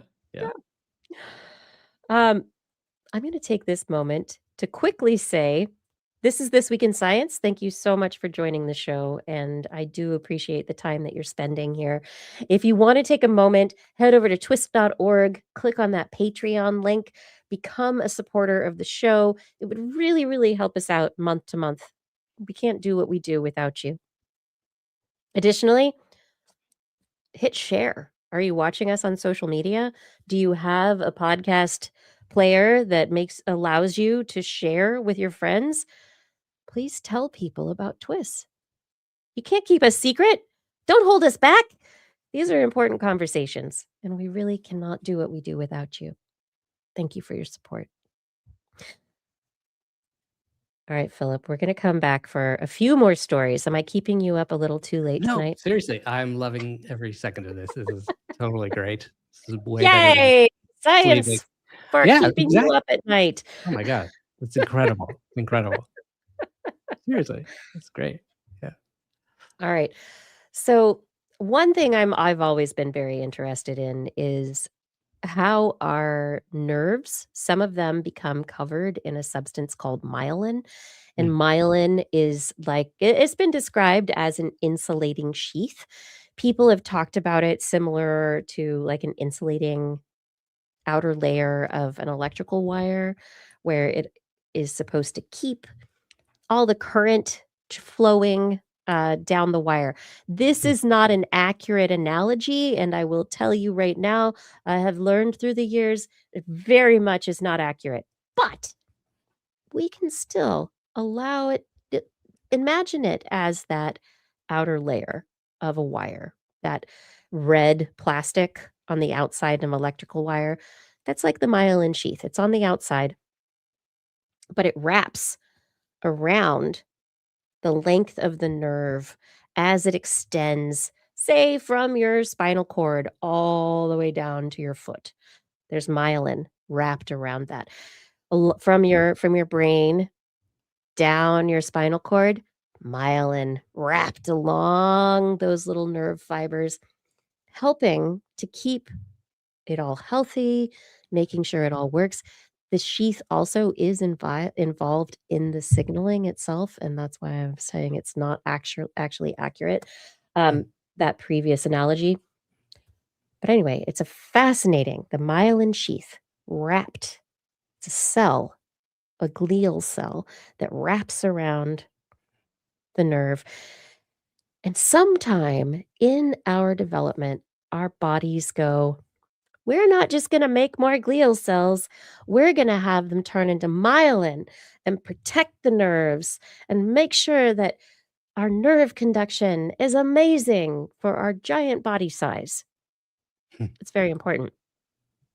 So, a lot of small organisms, little honeybees, other insects, little animals, they don't have myelin around their nerves. Their nerves don't move far enough. They don't have enough going on. There's no myelin needed, no glial cells, nothing involved in the same way. Mammals, other organisms that are bigger than very small stuff, they need that protection to make sure that the signaling propagation works the way that it does. When myelin goes bad, very often it's because it's attacked by the body itself. An autoimmune disorder called multiple sclerosis attacks myelin, destroying it, and that leads to problems with signal propagation. It leads to destruction of nerve pathways. It leads to the destruction of nerve cells themselves. Myelin is an essential part of our central nervous system. So, at some point in our development, our body goes, but it doesn't happen all at once across the entire central nervous system. It happens differently in different parts. How does it know? And this story that came out this week, just published, researchers at the Advanced Science Research Center at the City University of New York. Is it CUNY or SUNY? Yep. CUNY. Oh, well, Or if that's SUNY. City University, that is CUNY. CUNY. CUNY. SUNY Okay. is the state. Yeah. Okay. Yeah. Thank you very much. This is why I needed you here today. Yeah. No. Michio Kaku is one of their famous professors. Oh, yeah. Yeah.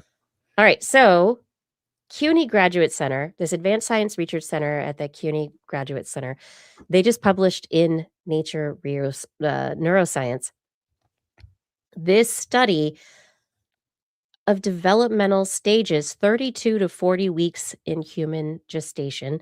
They were looking at mice, not in humans, but they were looking at the development of oligodendrocytes, which they come from progenitor stem cells, and they become myelin.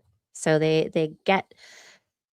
these brain oligodendrocytes. They get turned into brain cells, and during these very critical moments of fetal development, what they determined is that there's this period of time where glucose is heading into the brain area and is just like glucose, glucose, glucose.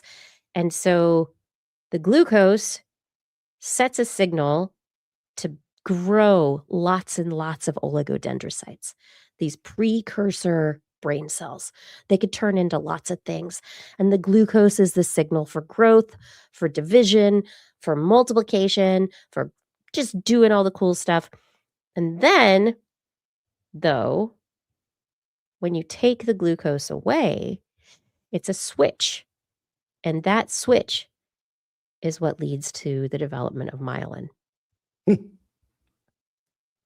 And they found that there are critical enzymes that are involved that are the switches, and that these different enzymes in different regions, so they could look at the gene expression for these enzymes in different parts of the brain, and they were in the mouse brain and able to go, oh, so now this part of the mouse brain is going to myelate.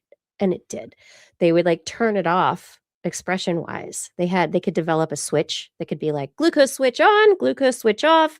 And when they did, they basically were turning off cell division and turning on myelination. Yeah. The importance of this is that if we understand the switch that controls why or when myelination happens, maybe we can start to understand why and when it goes wrong. And maybe we can understand how to fix it. So, yeah. That'd be amazing. It would be. Oh, yeah. I'm tired of multiple sclerosis in the world. Make it go. Just make it go. That'd be great. Yeah. Make it go away. Yeah. No, Kevin Reardon, it doesn't turn into myelin plastics. What is that? And so it's built it grows in different parts of the body at different times. It's not. It almost sounds like a roving construction crew or something. Right. So, but not different parts of the body. If you can imagine the central nervous system. So you have the central nervous system that is an extension of your lower spinal cord, right? So the nerves that come out of the lumbar region of your spinal cord. You have the central nervous system that it's your brain. But then you have the central nervous system that goes all the way down your spine. The central nervous system is a contained system. And it is its own separate, independent, not independent really, but it's its own contained system within the body. Wow.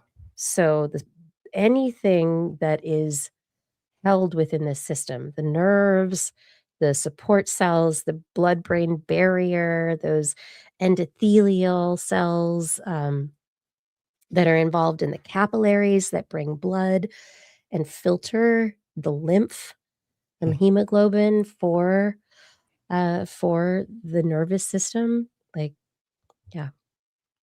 Amazing. Yeah. Almost any of this stuff, biology, I didn't learn a lot because in the way I looked at it, when I was in school, the physics department everything was dry, and like when you do astronomy, everything you're studying, it's far away. You don't have to smell it or touch it, let alone cut it open. The biology stuff, it was in your face, it was in your hand, it was wet, it was smelly, and I just couldn't deal. I love that. You're like, that's why I didn't do biology. That's why. It was wet. too close and wet. I did the dry science. Yeah. I do love. I saw a graphic today that was, one of those jokes where it was like, oh, biology is the basis of everything. And somebody says, well, physics. Biology is just applied physics. Yeah. And then somebody else says, well, physics is just applied maths. And then someone else says, maths are just applied philosophy. And then someone else says, well, philosophy is just applied biology. Oh, that's really good. Wow. And I was like, ooh, full circle. Total. That's like an awesome rap battle right there. Yeah. You got to get all of them in there, right? Yeah. Yeah. And I'm going to say, so for, all that stuff always just makes me amazed at like evolution, right? And one of the things I was thinking as you were describing just these incredible systems was like, I'm going to guess somebody has calculated that evolution had time to build all of this stuff through random. Yeah. So, but this is still, okay, you mentioned random, which I think is, it's one of the big discussion points where people come in and they say, really, it's random, it's not planned, there isn't a creator, like, what are you talking about? And I think this is where it gets very interesting because we see that there is randomness. There is random mutation. There is, the impact. We've shown the impact of gamma rays or even X-rays Yeah. on our DNA and how these things can impact change in ourselves to, lead to cancer or, other diseases. And so the question is, okay, we've got it in ourselves, fine, but what about next generation? And it's like, well, do you think those rays like don't impact the stem cells or like your sex cells at all? But moving beyond that, researchers are looking at the patterns of inheritance across eons. And so we know there is something that's called the mutational clock. And the mutational clock is actually basically it's a well accepted timing of how often mutations occur in DNA and certain amounts of DNA, over a certain amount of time, right? So it's like, oh, well, you've been around 10,000 years. Yeah. You've been around 1,000,000 years. We expect X number of mutations over that Right. time, Right. right? But then you play in what we've been learning. So forever, it was all just DNA, right? So it's mutations in DNA, and that's all we're looking at. And so the question has always been, how is it only DNA that's responsible for all of this? And everybody's like, oh, of course, it's just Darwinian evolution, natural selection. And it's whatever you've got, it's, going to make you more successful. And so then heritability, and you pass it on to the next generation, and so on, right? And I used to actually laugh at the whole idea of, um, what was the dude's name? It's not Mendelian. No. Oh, Mendeleev or The giraffe neck dude. what? A scientist or a A critic? scientist who came up with a different idea that was your offspring are impacted by stuff that happens to you during your life, or that you actually like, I want to have a bigger neck, and so my offspring have a bigger neck, and so Oh, there was this whole, and I'm blanking on the name right now. not Richard. Lamarck. Lamarck. Oh. Thank Yeah. you, Walt Yeah. Disney. You win, and there's a CK. It is. Your spelling was wrong, but thank you very much. This is why I like having a live show with the chat. Yeah. Thank you. Lamarckian evolution, which is the idea of accumulated changes during your lifetime being passed down. And we could not find evidence of this stuff. And everybody was like, no, Darwin. And then Mendel and genes, and it's just DNA. It's only DNA. And now there was a study out this week, actually, and I've seen other studies additionally to this, that they suggest that it's the extra stuff. So there's control factors. We've got RNA. We've got proteins, enzymes that actually feed back and control how chromatin moves. We have these factors that control how much of a protein is expressed, or I mean, when I say protein, I mean how much a gene is transcribed to be expressed, or how it is held back. And so there is an entire world of infrastructure that lies on top of the DNA that we are just beginning to understand. And this study this week was basically about conserved regions of DNA. And what they were showing is that between these moths and butterflies, which are closely related, but whatever, that they used the same genes over and over again for their coloration. They weren't mutating those genes to get their special coloration. It Huh. was all these control factors on top of those genes that allowed for a red here or an orange here or dark colors. And so it's evolution is much more nuanced, and the mutation and the change is very different from what we think it is. But what you have, though, so in those moths, conserved regions that are responsible for coloration, and somewhere else in the genome, you have regions that maybe have been changed that control the expression of those Yeah. particular genes that are making the color, right? Yeah. So I don't know. That's a long way for me to just say, yeah, you're right. Yeah. Well, no, it is interesting because like I've done, I'm by no means a expert programmer or coder, as they say now. But if you do any kind of computer coding, if you evolve, you begin with a very simple idea, right? I just need to do this. I need to put this text on the screen, but then this other thing happens, so now you have to write another thing for that, another thing for that. Very quickly, within an hour, let alone a whole day's worth of work, you've got a very complex system that's all interacting, and some of it good and some of it not good. It just Right. But I mean, this is going. like you start with basic and or gates, right? Yeah. You add them to Yeah. each other and you have one on top of another, and suddenly it Yeah. seems so complex, but the underlying system is so simple. Yeah. But Yeah. yeah, but this isn't to say there isn't a massive amount of evolutionary change that is taking place. It is just our understanding of it that is evolving at the same time. Yeah. Very cool. Um, moving from there, do you take antioxidants and any vitamins No. as you get older? Like I do me? make sure to go out and get sun, so I get my vitamin B6 or D, vitamin D, Vitamin D, but I just get it D3, I from hope. Yeah. interacting with the sun. Anyway, yeah. But should I be? I don't know. Oh, The people keep talking about how as we age, our bodies don't either get certain nutrients out of food as efficiently or use those nutrients, or the ah, metabolic processes that end up leading to the basal compounds that we need to get out of food, that somehow they're not all getting into our body where it needs to be. Our systems kind of change.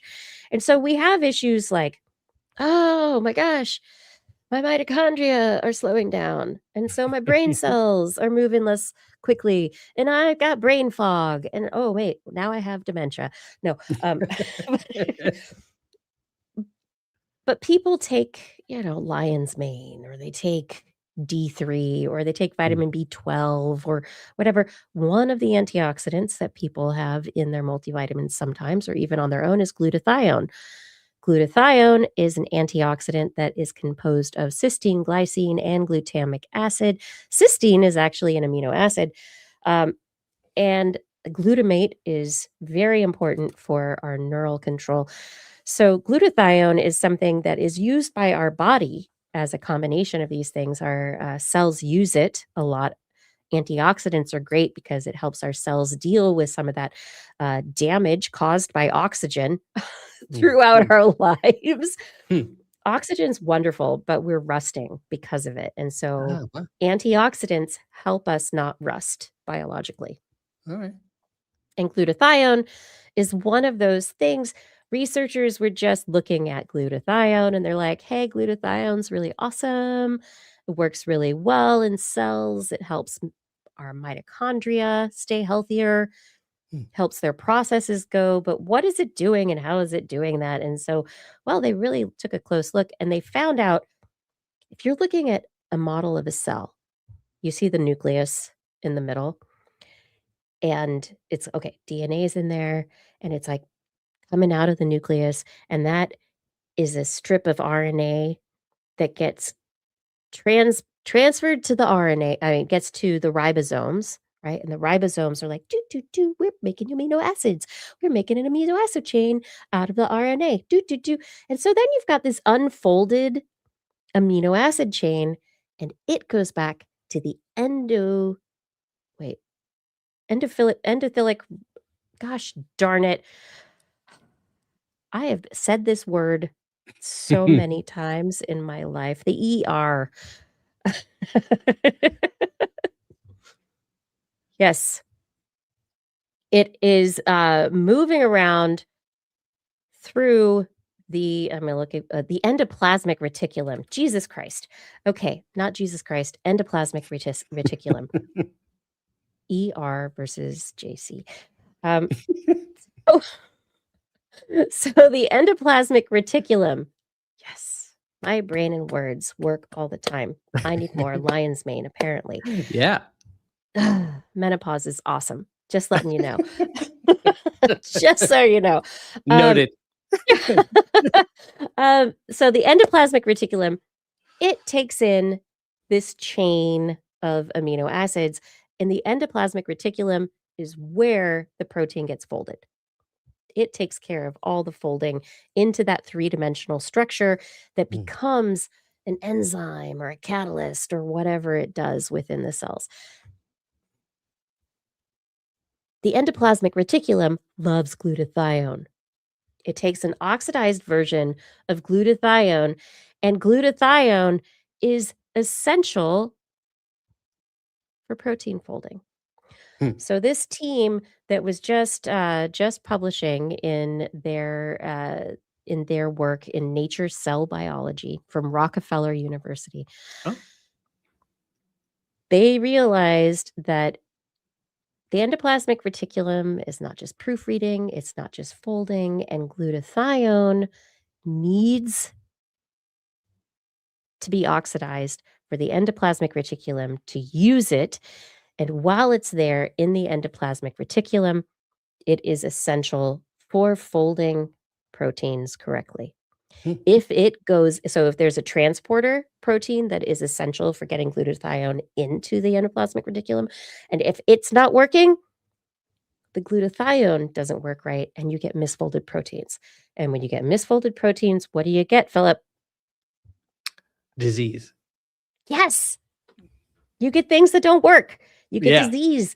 You get dysfunction. You get Alzheimer's disease. You get dementia. You get so many cellular problems. So anyway, they have a target within the endoplasmic reticulum for potentially helping with some of these diseases of protein misfolding. Wow. Now, they also have an answer as to why glutathione is so essential in some of these processes. And you can get it in a pill. You don't need it all the time, though. It's just supplements. Unless you are deficient in things, you do not need supplements. Right. That's the right. Yeah. That's yeah. Oh, go ahead. Well, I was gonna say it's fascinating. One of those things where it's like they find this just by doing this incredible detective work at this insanely, fine-tuned microscopic level, and they discover something that has huge implications throughout. It's fascinating. And I think there's a lot like that where, I don't know, we're seeing things that have impacts across our systems. And it's like, we're like, this has a prescription only noted here. But then it turns out to impact everything. Yeah. Well, I guess also if there are certain rules, there are certain properties or whatever that govern the system, and they are present everywhere. And so if you can find out something that's going on somewhere, if you can then, I guess, find your way to the generalized rule that governs that function, you might be able to do something far beyond that site, I guess, right? Yeah. Absolutely. So I cool. did a story a long time ago on a compound called ubiquitin, and it's really interesting because ubiquitin comes from ubiquity, meaning like everywhere, Everywhere. ubiquitous, right? Being Yeah. everywhere. And I had never heard of it before, and it turns out it is ubiquitin is in every cell of our body. It is an essential protein. There's a gene responsible for it. There's multiple factors that impact how it is expressed and what happens with it. And it's essential for everything. And it is one of those things that people don't know enough about, and people Yeah. ignore all the time. Wow. So I was just like, wow, I want to find more things like this. This is so interesting. Yeah.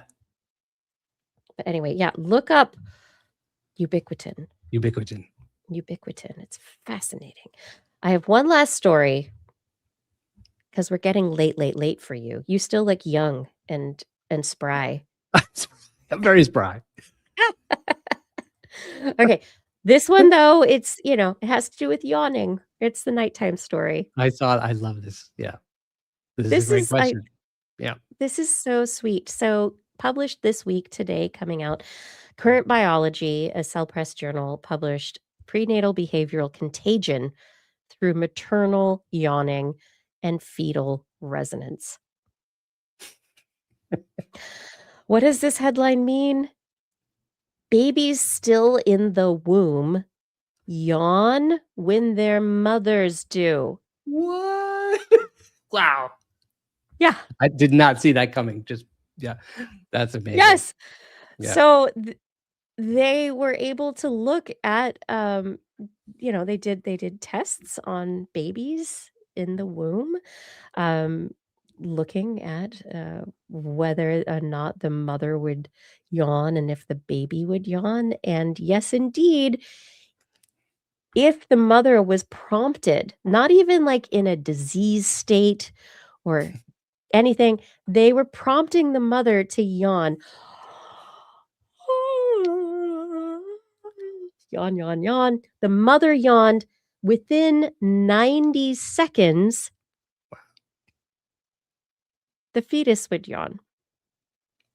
And they were able to show that it was a connected dyad, so that this was not something that was stochastic or by chance, but that actually there is a connection between the yawning action in a mother and her fetal child. Amazing. But why? They don't How? know the physical mechanism for that? No. Amazing. No, they just showed that it's like not by chance. This is the first study to actually just show it's not by chance. And Right. so the question is, why? What is happening? Like, if the mother yawns when it's a fake yawn versus a real yawn versus like a real, like, I'm low on oxygen yawn, like, what are the differences? And is it a difference? It's 90 seconds, which is definitely long enough for nervous signaling to take place. But we know that we have a chemical environment, but the placenta is really like, is it pressure from the outside, like squeezing the womb because of the yawn? Or is it blood pressure and a change to a chemical component? It's long enough for either of these things to be true. But a minute and a half later, 90 seconds on average, you have the yawn.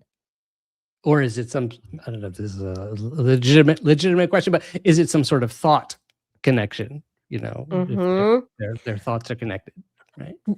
I mean, this is, I think, it's a huge question, right? Is it? Oh, but I guess that you could easily test if the mother never thought felt about like yawning, but yes, then and I can say I never felt a thought connection between myself and my son, but maybe that explains a lot now. I don't know. I don't know. What's interesting is that it took this long for somebody to ask that question. right? Like the picture here shows it's a kind of an illustration, but it shows a woman, the mother Yeah. yawning, and then there's a picture of an ultrasound, I guess like a 3D ultrasound, right, of the baby. So you figure those have been around a long time. Yeah, so we've actually known for a very long time that Mm. babies in the womb yawn. It's been seen when we're doing ultrasounds. Right. It's the same, like, especially once the fetus is old enough with the bone and muscular structure, it's the same organization, everything resembles an adult yawn. Mm. And people have said, well, maybe it's just babies yawn in utero as part of learning how to breathe, or maybe it's a brain organization thing where the brain is testing out new signals. And that could still be true, but this is the first time that it's been tested as a contagion, which we know it is. Right? So, Yeah. like, if someone yawns, other people Oh, yawn. right. But it's usually you see the yawn or you hear the yawn or you're influenced by some social factor, right? Mm-hmm. How would it be a social factor with the babies? Right. Oh, that is fascinating. And maybe that what's interesting is, right, that somehow perhaps the fact that we do yawn when other people yawn goes back to the womb, right? Mhm. That's kind of bizarre. And that's one of those things, right? And we can Yeah. see there's yawning of fish. Like, there's all sorts of, like, evolutionarily yawning is something that goes way back. Oh, I didn't know that fish yawn. Yeah, yawning is not just a human kind of thing, but there's Right. the way and why humans do it is and especially the contagious part of it is what's not understood. Right. And so the fact that there is a timed dyad of the baby's yawning behavior that coincides in a certain way, like synchronized with the mothers, is that especially like in this setup, it's not even a real yawn. The mother was like got a contagious yawn. Right. So it wasn't like the mom was really tired or lacked oxygen or whatever. It was a contagious yawn for the mom, and then the baby got a contagious yawn. Because the mom is watching in the illustration, the mom is watching a computer screen, right, where somebody yawns on the screen. Fascinating. Yeah, I think in the last episode you had a thing on yawning. There was another yawning thing. Yeah. I made lots of people yawn, I think, and I'm doing it again, I hope. Yeah. But you said there that we don't know why people yawn, and I thought that was fascinating. Actually, I know my cat yawns. She yawns all the time. Yeah. I'm clearly not entertaining enough. I'm gonna yawn soon. It's like I can feel it in my, like, Yeah. my throat and my ear area. I'm like, Yeah. I can hold it back. It's okay. Yeah. Wow. Fascinating. That's a good question. Yeah. So why? How? We don't know. Last week we were talking about the yawning, and it was something related to the flow of cerebrospinal fluid and lymph versus blood flow. But it didn't really have to do with the contagious part of it. It just had to do with what it physiologically might be shifting. But maybe this is doing it too. But why? This is what we don't know. Yeah. I don't know the answer. It's fascinating. I have to confess that on my podcast, this would turn into a question of what if you had a malevolent overlord who used this to take over somehow, made everybody yawn, and I don't know, they fell asleep. Yeah. Or all they could do was yawn. That's all they could do. There it comes. Oh, there it is. It's been sitting there. It was a small one. It wasn't one of the big yawns, but it was there. That was real. It came. We made that happen. That's very good. But you're refreshed after a yawn. I feel like a little bit, like a mini nap. Yeah. Right, which is the cerebrospinal fluid getting rid of, waste products, helping to move the lymph, the old lymph out and the new lymph in, getting new blood in, it's part of that. It's very important. And it would be important for babies too. But maybe how is the contagion taught in the womb? I am not going to get over this. Oh my gosh. Yeah, and have they? I'm gonna guess they've tested. And the other things like, malevolent overlord then is teaching the mothers to Yes. teach the babies, so everyone will always be subject to yawns. yeah. Time for our yawn. Stand up, nation. I am Emperor Yawn. But have they tested things like if the mom moves her left hand, does the baby move their hand? The mom moves her right. Are there other things like that? I think that's a great question. I will look into that. They didn't have that as part of it. They were looking at opening or closing their eyes versus a still face versus a yawn. Huh. And so only facial movements, not body. But I don't know. So I don't know about other body movements. Yeah. And so in this case, all they could say was that the yawn was the thing that was connected and not just having a still face or opening or closing your mouth, not your eyes, your mouth. Oh, yeah. So if the mother just opened and closed their mouth, that was not synchronized. That was not connected. Yeah. I'm so glad there but are people. A yawn. Yeah. What were you going to say? A yawn? I'm going to yawn again. Oh.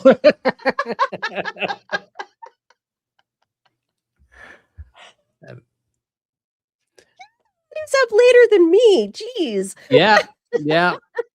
I tell you, New York, we're used to it. It keeps you from being subject to yawning, I guess. Jeez. It's true. It would be a joke in there like, well, we can only do that when we think of Los Angeles. That's all. Or New Jersey, or but I'm so glad there. Humor. I'm a fan. Yeah. Oh, good. I'm so glad there are people out there who look into this situation, all these situations. Thank goodness. Yeah. It is a basis of understanding. So, and this is one of those things where people could turn it into like why were people funded to study yawns in babies? Like, who cares? What does this really tell us? Oh my gosh, they laughed about it on this podcast radio show, blah, blah, blah, blah, blah. But when it comes down to it, if we can understand the developmental basis for reflexes like this, for the behavior that we do, it can also help us understand all of, like, it really comes down to understanding dysfunction, right? Understanding how breathing goes wrong, how sleep apnea happens, how, gosh, when babies die in the crib because of whatever, the crib death. I'm sorry, I'm putting words lost me again. I didn't lose words. Words lost me. That's right. But there are so many places where if we can understand the basis for how these behaviors even start, we can understand so much more about ourselves as we exist alone, independently, and with others. And we can have a better society. That's what I think. But yeah, that's what I'd like. Thank you, Fada Sids. Yes, that's the one. I should know. I'm a mom. Oh. I read all this stuff once upon a time. I can imagine. Yeah. What was I going to say? I don't know. I know. I forgot it. I've always often thought. I'm often surprised. I'm constantly surprised, actually, as a non-scientist, at least as a lapsed scientist, that how much we don't know you know. And I always thought it would be fun to do a show, like it'd be a great TV show, or it could be a podcast, just what we don't know. Because I think most people think we know just about everything, and we're working on, like, we're fine tuning things, you know. There is, I mean, because there is some of it that is, yeah, let's talk about the fine tuning we don't know, right? So when we talk about our climate change models, what would make them more accurate? What don't we know? Like, what would make them better?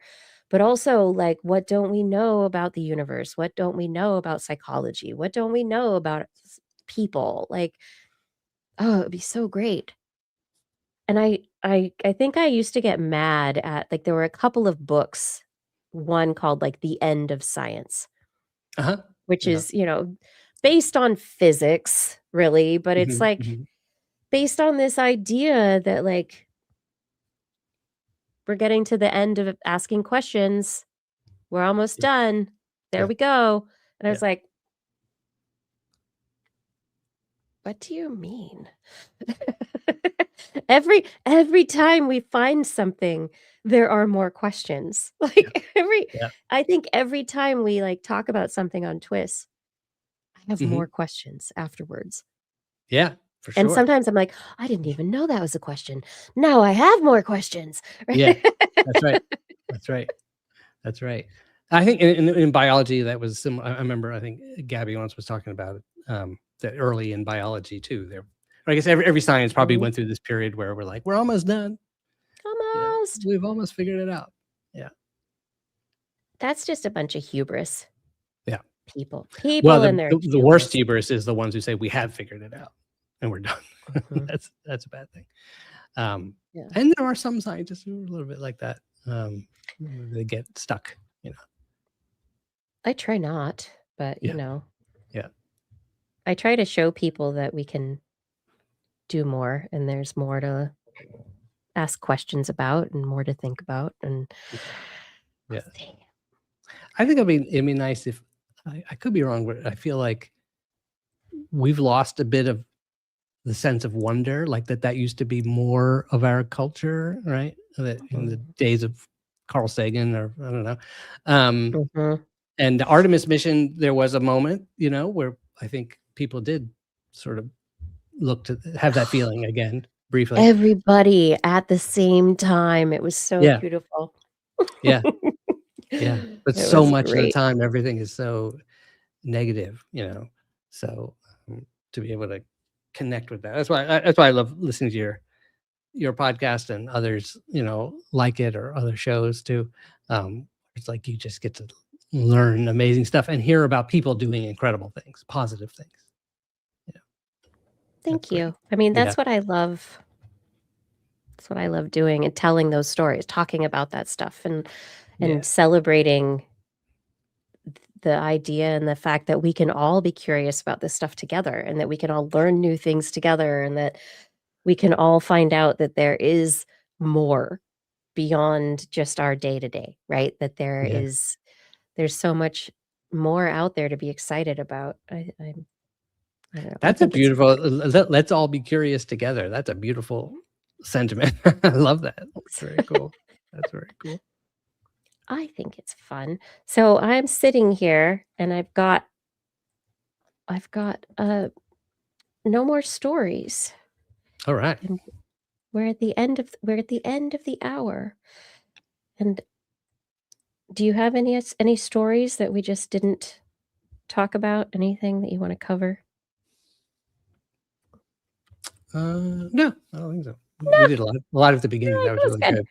Yeah, it was very good. It was very good. I mean, we could talk about. Well, I could just talk a tiny bit about the science of the Artemis mission. I would love that. I love the Artemis mission. Yeah, let's talk for 1 minute about that. Yeah. So the Artemis mission involved exploration and bravery, and obviously physics and great engineering and all that kind of stuff, and technology. For instance, they tried some new technology in communications. They tried using an optical transmission or something like that, you know, to get bigger files down faster, stuff like that. But obviously, substantial part of it was science. And it was really wonderful to get to see, if you watched the mission over the 10 days or so that it was in operation, it was great to see like the science team get so much press time. You know, again, you have to watch the NASA press conferences, whatever. So oh, I forget her name, but the young woman who ran the science team, you know, came out and spoke, and they had cameras, and That there was were like great. two rooms full of all these scientists waiting for the astronauts to start reporting back about what they saw on the moon. And something that was fascinating, I'm still want to learn more about this, but you know, we've had satellites going around the moon for a long time. We've had people on the moon. We've had satellites going around the moon. We've had telescopes trained on the moon. You know, we study the moon all the time.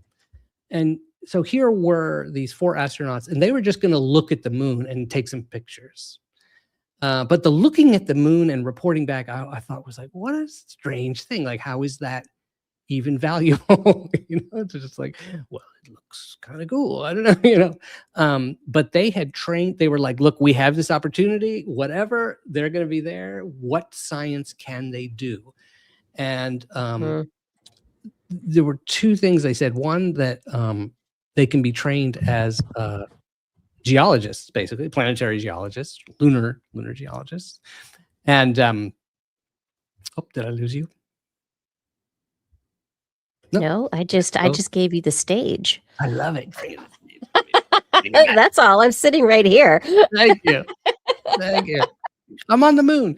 So they were given all this information about, like, you know, this is how the geology of the moon works. These are patterns you should see. Let us know if you see these patterns. But one of the things, just one of the many, many things they were asked to report on was colors on the surface of the moon. That there are these extremely subtle, and it's funny because like I'm colorblind. I probably, yet another reason I wouldn't have made it to the astronaut crew. But there are these very you and Blair both. Oh, really? Colorblind. Yeah. But it depends on the colors that are varying, right? Right. Is it red, Exactly. green, or is it like blues? What are the colors? My eye doctor once showed me there are these tests, right, where all these patterns of dots, and you're supposed to see. Anyway, so he had 13 of these. He went through them 1, 2, 3, 4, and I answered all of them. And he says, "Well, you missed a couple." And I said, "How many?" He's like, 14. All of them. Yeah, but we've talked about it before. My brother, we found out he was colorblind at the California Exploratorium because they had an exhibit with those dot trails within circles. And I was like, do, and my brother was like, what are you talking about? And my dad went, so very familiar from a distance. Yeah. But so there are these very, very, very subtle and colors, and even in the sort of in the shadows, sort of you could see some colors could be different. So that was one of the things they reported back on, and that told them about different materials that were on the moon. But also they could, with all the pictures they took, you can actually go online, you can see they basically turned the saturation up in all these photographs, and you can see, oh, these are the colors that they were talking about. But anyway, it was fascinating that they did all that, and then they saw the solar eclipse, and they could look back at the Earth and see all these different kinds of things. So, you know, I just thought it was a beautiful moment to get to see people doing science live, you know, and then the process, just to see the excitement of all of them doing it. Like you saw science live in a way. And they just recently, and I encourage everyone to go to the NASA website. Oh yeah, you found it. Yeah, was that? Or anyway, on the NASA Artemis website now, they've just uploaded like 12,000 of the pictures. I think there's even more coming. Some of these are these images. I'm not exactly sure if they are color assisted or if they're from NASA. Right. Yeah, well, they're definitely. I've just done it. What I'm showing right now on our screen is just a Google search. So, if you're watching, do not expect that there's a rainbow of fruit flavors on the moon. Yeah, but that is. I mean, I don't know if every one of these is exact, but that is what the pictures look like. Especially there, that one in the bottom right there, you can see. Yeah, really cool. And then somebody then, took so this basically they would hit the shutter button on their camera often and just shoot like a zillion at a time, right? And so you had a series of them, and people are taking those and turning them into little movies because they're essentially little movies or little time lapse movies. And Hank Green today was showing some that you could see when pictures of the Earth, and you could see the aurora moving along the one Yeah. side. Oh, Then you could see gorgeous. thunderstorms, lightning Happening flashing on another someplace part. else. And then Oh, you could see all around satellites moving, and he said, wow, this is like, this planet is alive. Like if you just came here, you'd be like, oh yeah, there's a lot going on here. there's stuff going on. Yeah. Yeah. Yeah. Pretty cool. Pretty cool. Oh, I can't wait to dig into these photos Yeah. from NASA. Thank you for this. I didn't realize. Yeah. And the resolution of Great. them obviously is, they're much better. Super. Now that they're downloaded, you can see insanely high quality. It's like stunning. Not just the like very small, Yeah. 20 bits per second that they were Exactly. sending or whatever. Exactly. And you know what? One of the coolest things is, I'll end with this, that they sent them up there with iPhones so that they could, there may have been other reasons for it as well, but basically they took pictures with very high quality cameras, but they also had these iPhones, and they shot some of these. There's just like a video that literally of them shooting out the window, zooming in. It's all out of focus, and then it focuses, and like, oh, that's the Earth right behind the moon, and it feels so, you can relate to it so much, and yet it's the moon. It's like really crazy. So. Yeah, there are some of the images. They're so ridiculous. You can't. Yeah, they're gorgeous, and they showing. There you go. Yeah, showing some of these incredible images. So for instance, like where the Earth is on the other side of the moon, or where you've got all of them looking out the window, looking at things. There's one image, and I'm not seeing it, but there's one image where like somebody's hand is just barely in front of this incredible image of the moon with the Earth just poking up right behind it. And so an interesting thing about that is the crew asked that they not say that this picture was taken by this person and this picture was taken by that person. Right. Not because of a privacy thing, it's just the crew. And so we don't know whose hand that is. Interestingly. They know. They probably know, yeah. It's not whose hand it is that matters. That's right. It's humanity's hand. Yeah. Oh yeah, these are amazing pictures. Yeah. They're gorgeous. But I think considering the colors of, I love this one where it's just the dark side of the moon. We've got a little bit of the lit side of the moon with its cratering, and the very, very tip, this edge of the Earth showing up over Earthrise. You should watch. You can see the movie of that moment. Yeah, and they're all like talking and like, oh my god, look at that. So, what an amazing thing to have been part of. Like these astronauts got to be part of a hugely impactful human moment, and it is so incredible. Just I mean, they also had cameras. They actually put GoPro cameras, just like things you would use when you're skateboarding, on the ends of the solar panels that were outside the ship. So they would take yes, pictures. So they did get some outside. Lawn is going to turn into a pumpkin. Oh my gosh, yes, it's getting late for people. I know. But with this, I mean, I think you mentioned the being able to see Earth and see Earth as a ship with its own crew, and being able to see how delicate and how vulnerable our atmosphere is, how our biosphere is just this thin layer of protection over, over our beautiful blue planet. And I just feel like that is something that, when Captain Kirk came back, Yeah. the overlook effect, the impact of going to space and seeing our planet as the blue marble where all of humanity is contained, Yeah. the impact that that has on people. I People want to figure out how to share that so that we can work together as the Yeah. crew of this ship, right? Yep. That we can right it before the storms take us out. Yep. Yep. I And that believe we we should can. get along. Yeah. Yeah. I mean, or if we don't get along, that we have processes to respect each other and figure out a path through. Yeah. Like, Yeah. I mean, I think that is like one of the biggest issues is now people not talking to each other, people being just angry and only wanting to be angry and not wanting to fix things. It'll work itself out. This'll do, blah, blah, blah.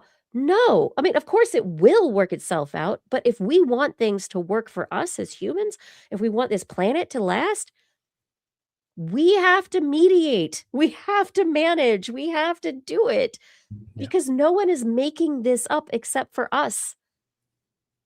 Like, I get so frustrated sometimes. Yeah. But then I get to come here and talk about science with people like you, and it's great. Likewise. Everyone in the chat room, don't turn into a pumpkin, but it is probably time for bed. And I will say, Fada was trying to remind me that I missed one of my stories tonight, which is about a big giant pit in Sweden.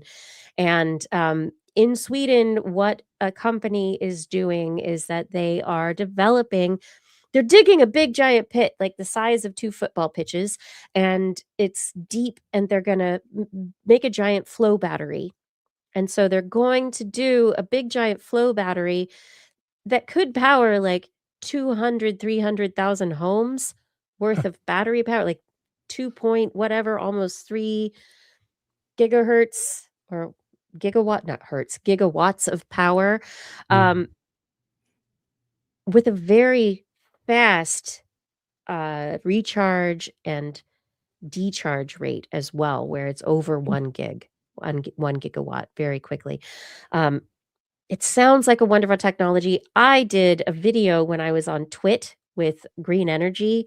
Oh, wow. Years ago on flow batteries. I got help doing a actually drawn by hand whiteboard video.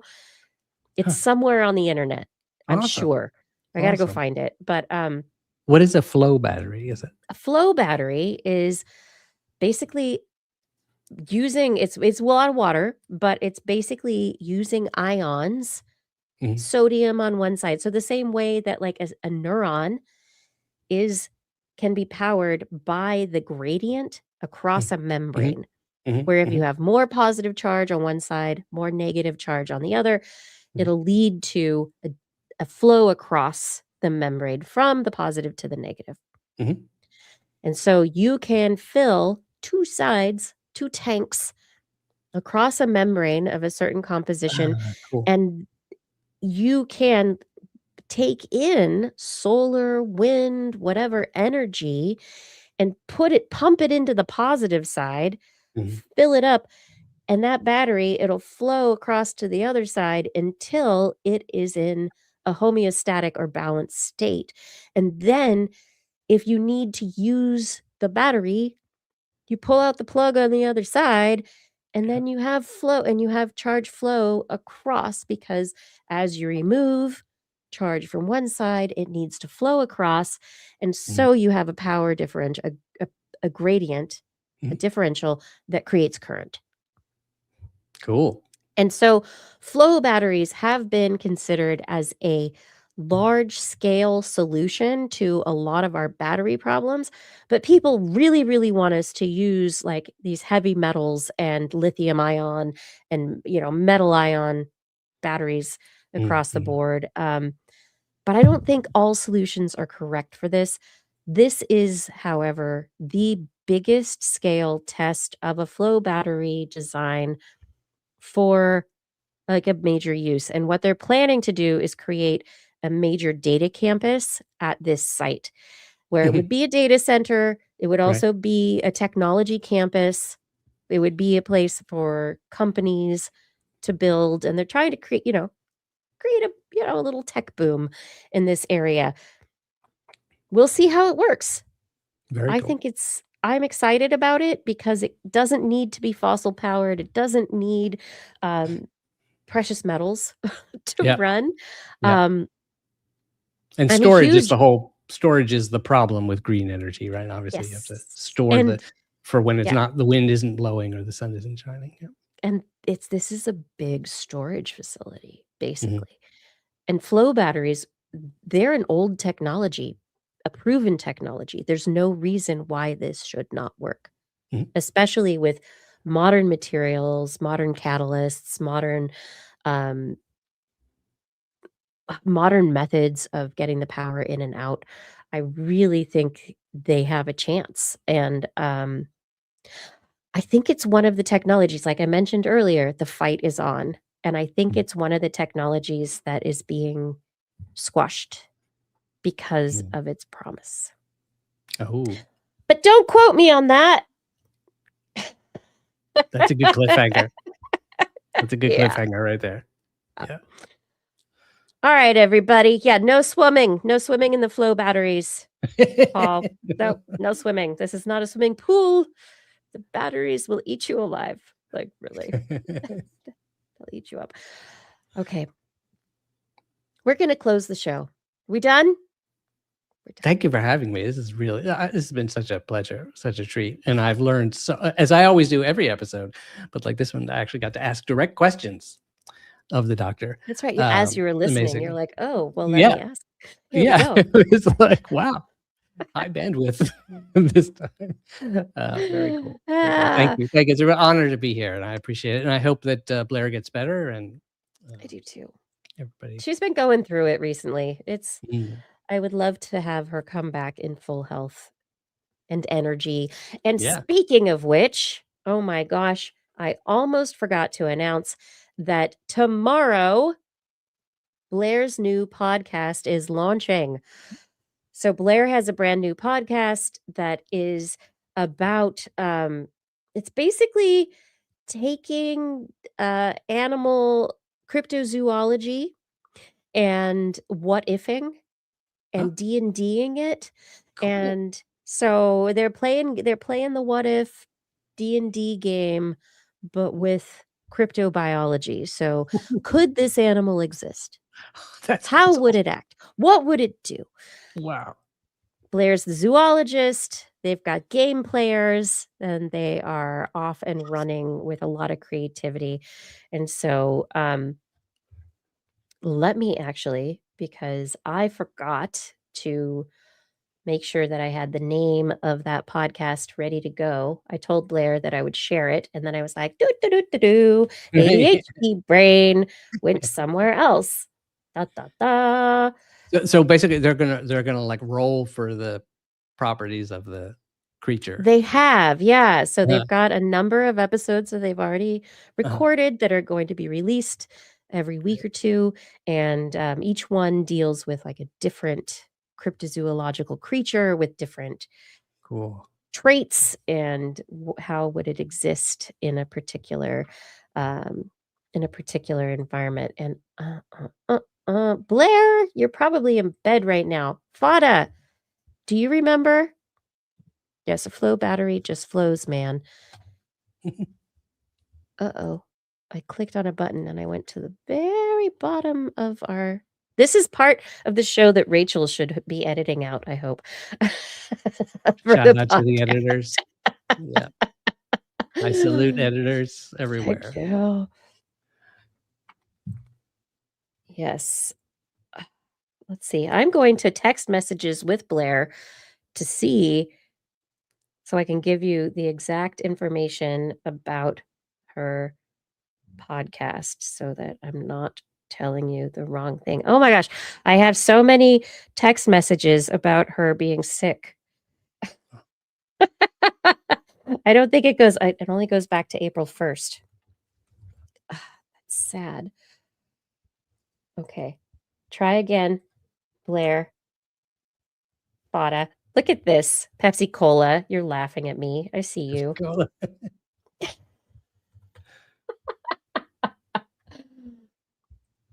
Oh my gosh.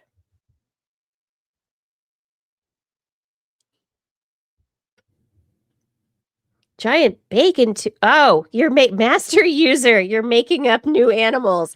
I just figured it out. Giant bacon tube. Ah, you're cracking me up. Oh my god.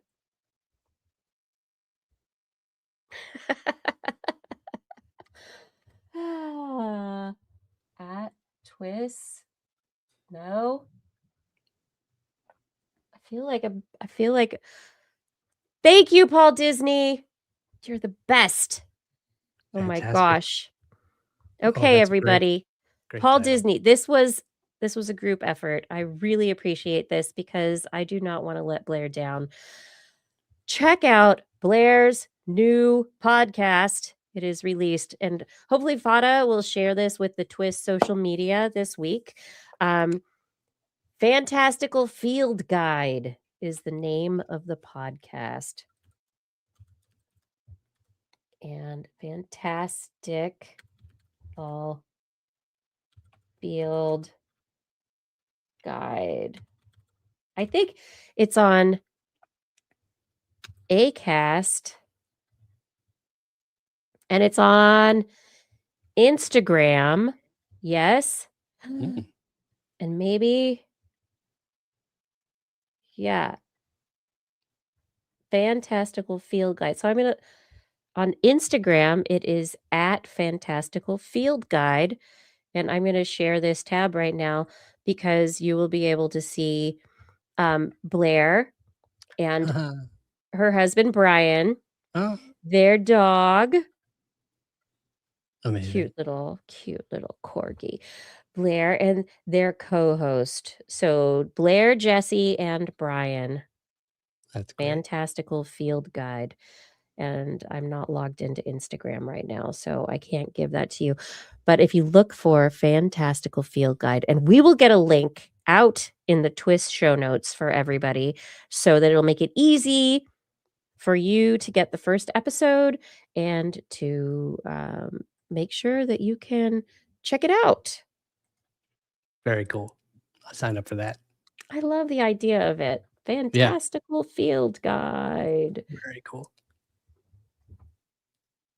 Why is the first big thing? It's not the right website. She sent me a link. I am such a poor mentor helper. Look at me. I'm like, I'm failing. Thank you, Paul. Yes, tomorrow. Look for it. Look for her Instagram. Look for it on like if you go to Instagram, if you go to these places, you'll be able to find the links to it and you'll be able to subscribe. And I will help share any social media out there about this tomorrow. So hopefully we'll get her a lot of listens. Yeah. Yeah. The Fantastical Field Guide. Okay, we did that. And now, thank you. Thank you, everyone, for reminding me of the thing that I was going to forget and I had told Blair that I would do. Not failing entirely. Thank you, everyone, for keeping me up on all of the needs. It's time to end the show. It's time to say goodnight. Time to say thank you. Thank you, all of you here tonight. Thank you, Paul. Thank you, Paul, for helping out with me finding Blair's podcast. Thank you for recording the show as well. Thank you, everyone in the chat room, for being in the chat room, keeping it a great place to be. All of you are just special in the fact that we're able to create this compassionate, respectful community that can talk about all this stuff. Thank you for being here and doing this. Vada, thank you for your help with social media and show notes. Rachel, thank you for editing the show. Philip Shane, thank you for guest hosting tonight on short notice and for being here for the whole time and wanting to talk about science and other cool things for so long. Absolutely. Thank you, Dr. Kiki, for all your work and all your shows over all these years. Thank you. Wonderful. Where can people find you? Where should they find you? As a reminder, What the If? We just talked about Blair's podcast. Where should people find you? Yeah, you can find out about my podcast, whattheif.com. Is a place to find that. And it's also available on all the finer podcast places like Apple Podcasts, Spotify, Overcast, which I like in particular, and lots of others. Nice. Come check it out if you've not heard it before. And Patreon, we're on Patreon as well. And you can find out more about my film stuff. And also, by the way, for those who are interested, I teach classes in AI for creative people. Just want to learn a little bit of fun stuff. You can go to my website, philipshane.com. That's Philip with one L. That's all my parents could afford. Shane.com. There it is. That's funny. And you can contact me. That's all. That's all we had. That's all we had. Awesome. I love that you have an AI class. I love that you have the podcast. There's so much that you do. This is great. Thank you for sharing. Thank you for being a part of this right now. I appreciate it. Go Aggies. Yeah. And finally, let me give thanks to our Patreon sponsors. Dun, dun, dun. Thank you to Aaron Anathema, Adam Mishkan, Alan Viola, Ali Coffin, Andrew Swanson, Artem, Arthur Kepler, Bob Calder, Bob Coles, Brendan Minish, Brian I'm not even showing this on the stage. There we are.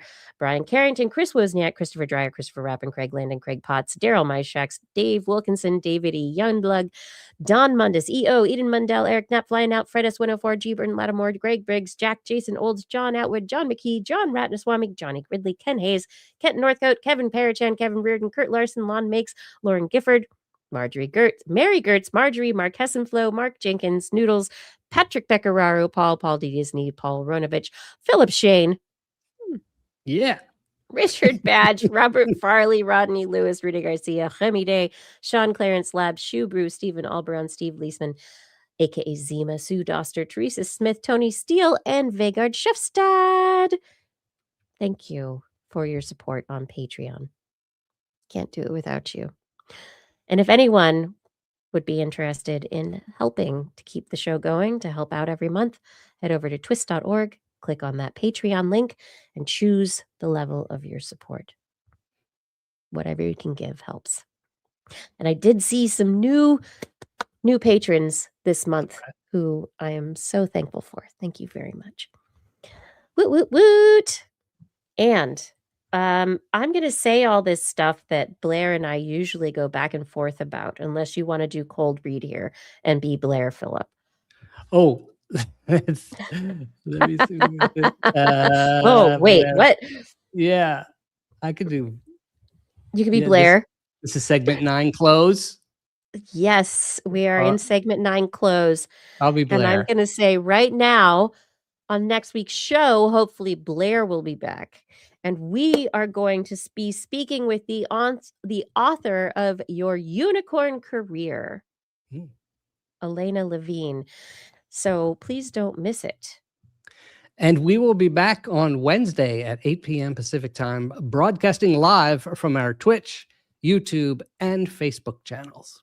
And if you want to listen to us as a podcast, search for This Week in Science wherever podcasts are found. And if you enjoy the show, put it on your friends' podcast players as well. Get them to subscribe too, please. That'd be great. Totally. And for more information on anything you've heard here today, show notes and links to stories will be available on our website, www.twis.org. And you can also sign up for our newsletter. That's absolutely true. And I have ideas for the newsletter. Told you last week. Maybe something special. I don't know. But we love your feedback. If there's a topic you would like us to cover or address, suggestion for an interview, please let us know on one of our social media accounts or send us an email. Just make sure you put TWIS in the subject line so your email doesn't get spam filtered into... Let's see, where would it get spam filtered into this time? It would get spam filtered, into that giant pit they're digging in Sweden. Yeah. And I am so excited and honored to be able to read this line that says, "We look forward to discussing science with you again next week. And if you've learned anything from the show, remember, it's all in your head."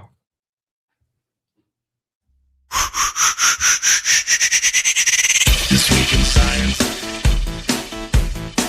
This week in science. This week in science. This week in science, it's the end of the world. So I'm setting up shop, got my banner unfurled. It says the scientist is in, I'm gonna sell my advice. Show them how to stop the robots with a simple device. I'll reverse global warming with a wave of my hand. And all it'll cost you is a couple of grand.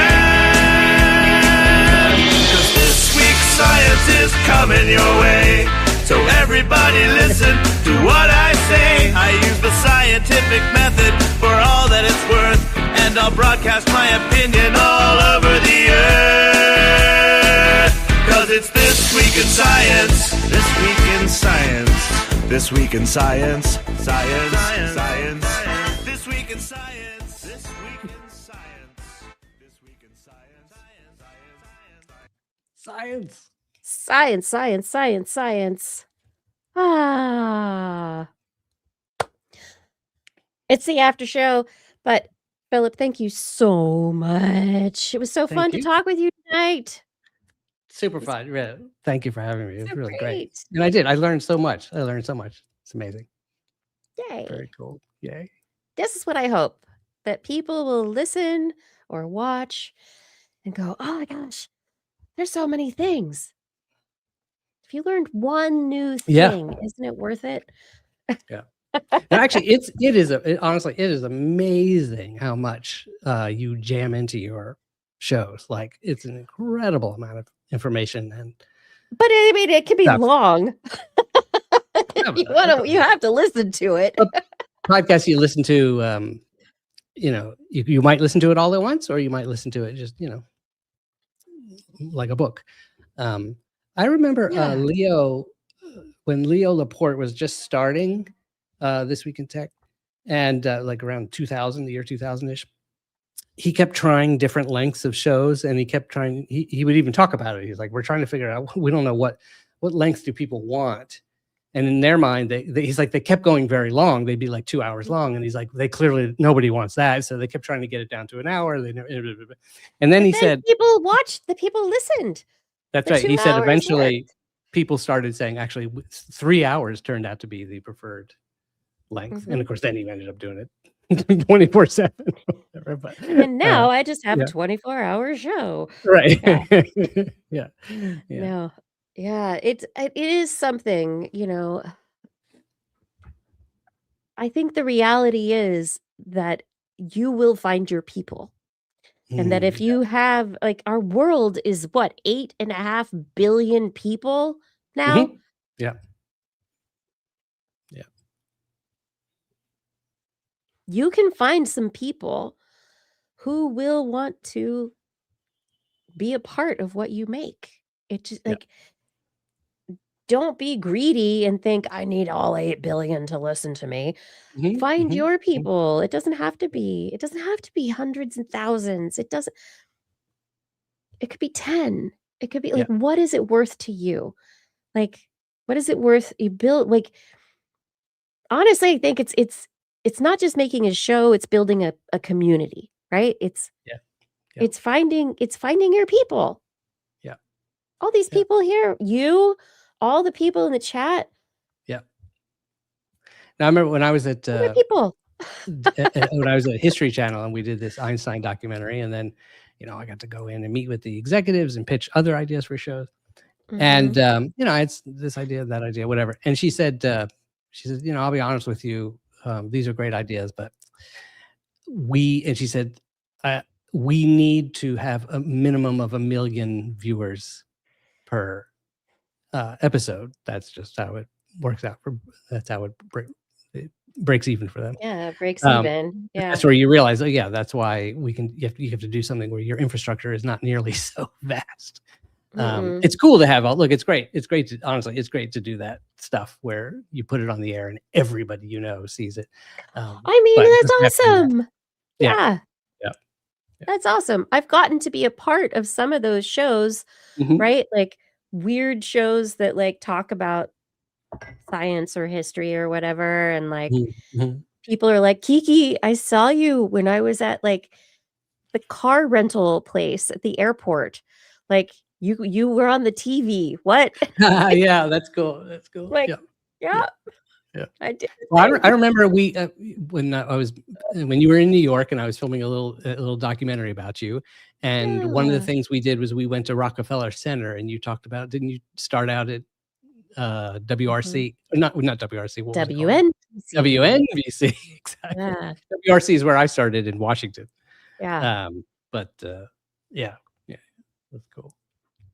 Yeah, I mean, I just remember riding the elevator, and at the time, you know, it was oh gosh, I'm forgetting people's names now. It's terrible.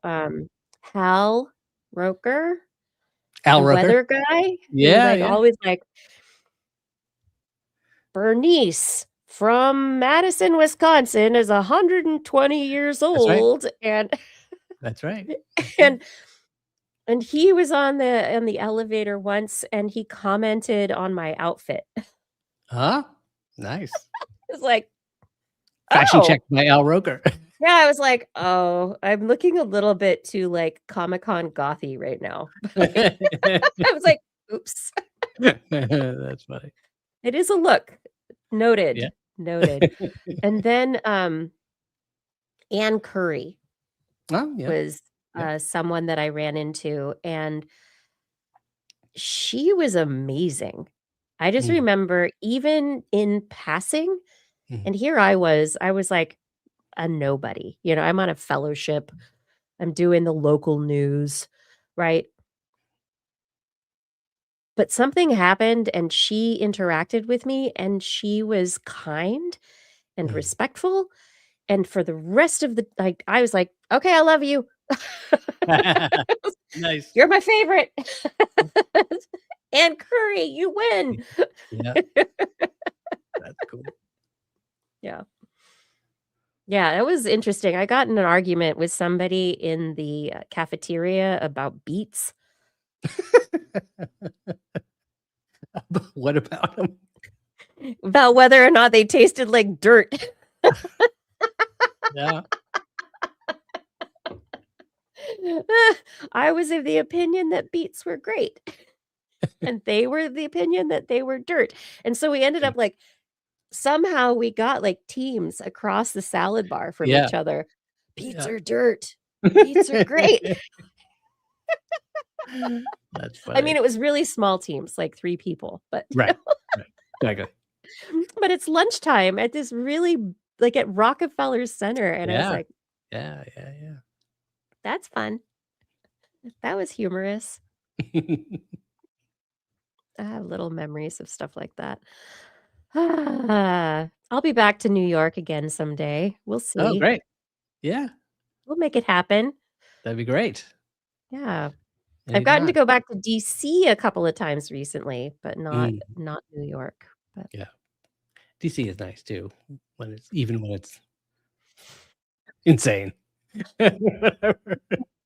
Yeah. But recently though, it was the first time I went in the fall, there was still a lot of National Guard. Yeah, we saw them too. And yeah. Excuse me, a month ago, I didn't see them. It was all local police. Right. No, they're gone. So they They're had gone. moved them all out, and I think that was much better. Yeah. I also saw a lot of very wonderful middle school and high school kids doing their spring DC trip. Oh, that's good. Yeah. It seemed like everything was normal in DC, even though it's not. Yeah, no, it was relatively. I must Yeah. say, I grew up there, and I do think it's one of the most beautiful places, and the amount of culture, given the size of it, is like incredible. All It's the amazing. museums and everything, and the Kennedy Center when it used to be a thing. I actually graduated. In my graduation was at the Kennedy Center. Really? Yeah, yeah, we That's held it. amazing. Yeah. Yeah, so you must feel Oh, for what's happening at the Kennedy Center these I days. almost can't feel because it's just so weird. It's almost just like doesn't even connect. It's like what? It's totally insane. But yeah, I went to a million concerts there. Actually, even not that long ago, I was there for. There's a cool conference every year called the Humans to Mars Summit. You know that? Yeah. And I know the guy who runs it, Chris Carberry. And anyway, I've gone to that a few times, and I would stay. There was this little nice little boutique hotel that was just down the street from the Kennedy Center. So you could just walk down there. So every night I would just walk down there and go. And you're just walking down like by the waterfront. Yeah, just like, go through actually the Watergate. It was interesting. Yeah. I have yet. So I've gone like a couple of times, and like the hotel I've stayed at is near the Watergate Hotel. Yeah. But I have yet to actually go and have a drink at the Watergate Hotel. Oh, that's fun. I want to go to that. there is a museum there about the whole Watergate break-in in the office that was broken into. So wait, that's kind of cool. In the office? Yeah. Yeah. It basically turned that into like a museum. I didn't know that. Oh my gosh. Yeah. Next time. Yeah. Yeah. I'm going back, I think, this summer. So I'll have to make that. I will check that out. Yeah. Because it's a very short walk from the hotel where I normally stay. So. Oh yeah. Yeah. That'd be interesting. And the day of action, they have us staying usually right down around Capitol Hill, which is also a really neat area that I wouldn't otherwise hang out in. Yeah. Yeah. It's really, really beautiful. Like, I must say also, when I was growing up, much of the city was like abandoned or, burned down, and all kinds of horrible things that happened. But everything now is just magnificent. So. Right. So I think it's like how they talk about Portland. Like, it's like, oh, it's it's just not safe. It's not okay. And it's like in the 90s when I was in college, we knew Portland was not a safe place. Like it was ruled by the West Coast mob. There was like all sorts of crime. It was not like, I came up to visit once and everybody was like, yeah, stick to the parks, like hang out in groups, Yeah. You might get mugged, but it was like a whole thing. I was like, man, am I in like inner city here in Portland? This is weird. Yeah. But now it's like, yes, we have crime. We have homelessness. Every big city has homelessness. Like, and people keep trying to talk about Portland as if it's this like wasteland. And I walk around and I'm like, we have salt and straw ice cream. We have flower shops. We have like amazing cultural centers and like just so many cool things here. And it's fine. Yeah. It's fine. Fine. Yeah. And then I went to DC and everybody's like, oh, of course, it's so much crime and we need the National Guard. And I'm like, I thought they fixed that. And then I went and I'm like, yeah, the National Guard are bored. Oh yeah, they were all bored. Them bored. we saw them in Starbucks, and then we saw them at the ice cream truck and just sitting in the park and picking up trash, So yeah, that was insane. Right. Like it's like, okay, 20 years ago, 30 years ago, yes, issues. But people have worked on stuff. And now it's like, as Pepsi Cola says, it's just normal issues. Like there's stuff to be fixed for sure. But this narrative of these places of chaos and destruction and lawlessness, I'm like, no. Yeah. Can we not let that story spread? Because it's lies. Yeah.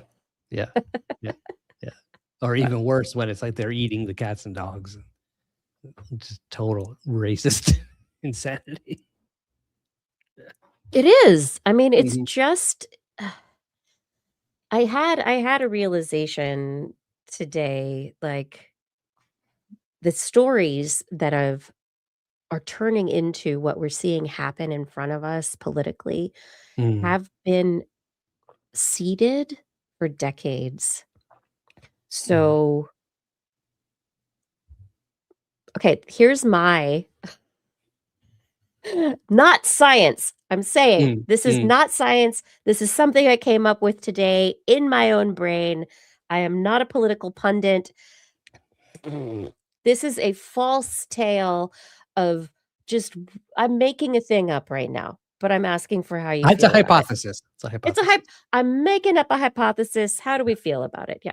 Um, we are now seeing a push for not allowing women's rights, Mm, for getting rid of women's reproductive rights, mhm, and this idea of return to a traditional family, or mhm, and then let's go to social media. Trad wife mhm, has been trending for quite a while, which is a patriarchal family dynamic, in which the woman is at home, has kids, takes care of kids, home mhm, makes, right? mhm, That's it. mhm, mhm,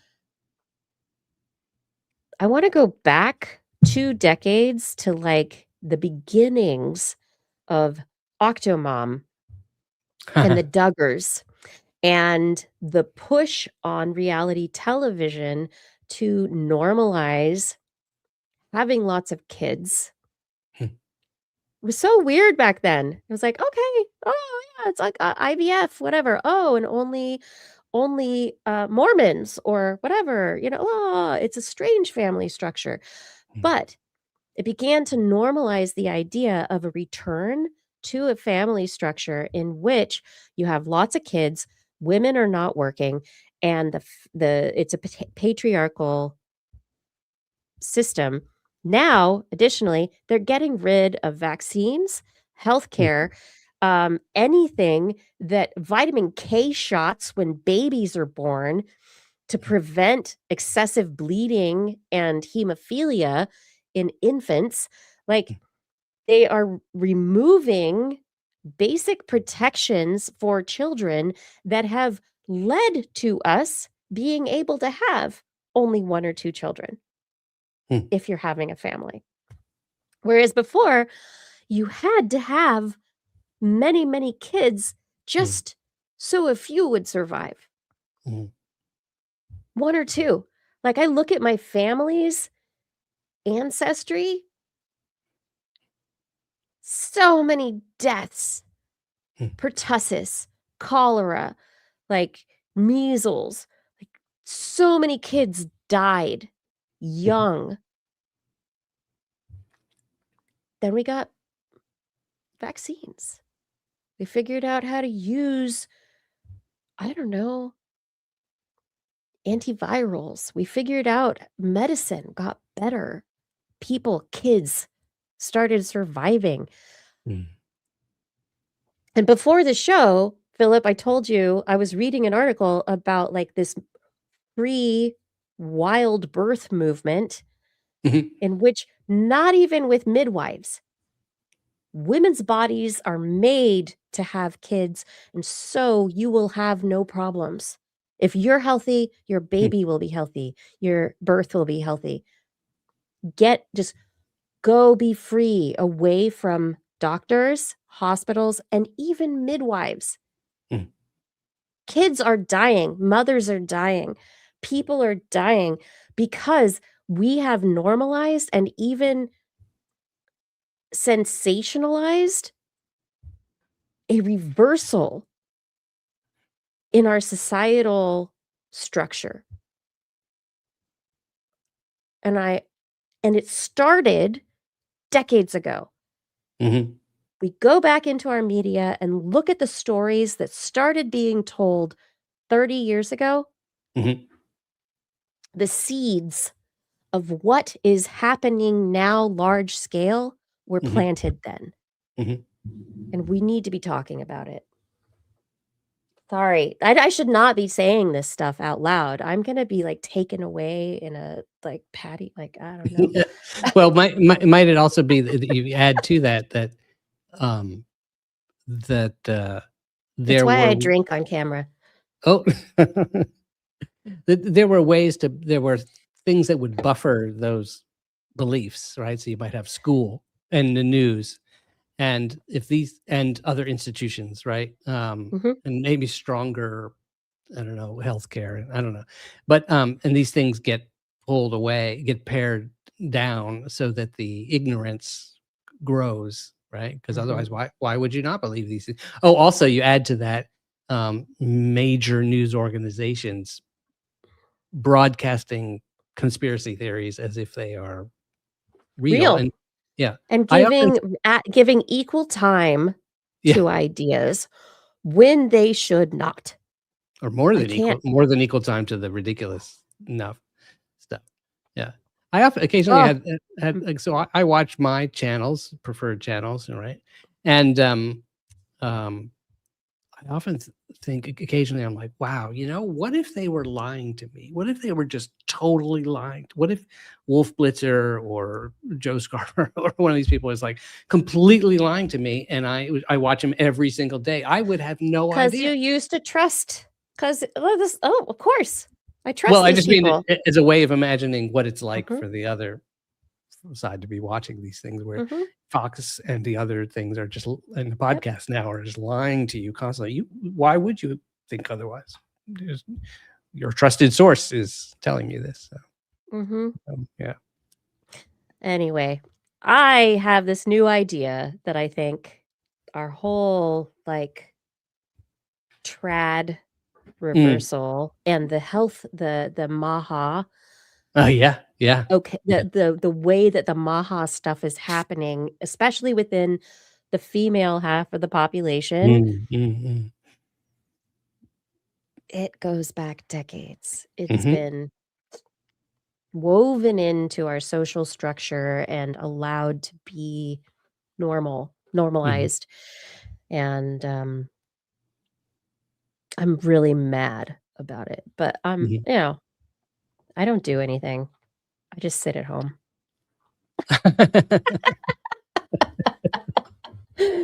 I'm boring. I don't do anything. Well, and again, the systems like the Supreme Court that are supposed to buffer these things and correct them aren't doing it. They're abetting it, as they say.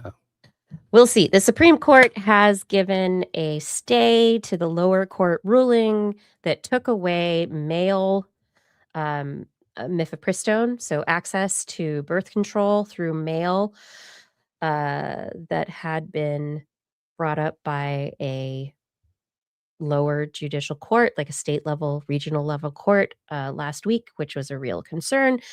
The Supreme Court is considering it through, I think, until like May 11th or 14th or something. So next week, we should find out what the Supreme Court really thinks about how women can access birth control across the country.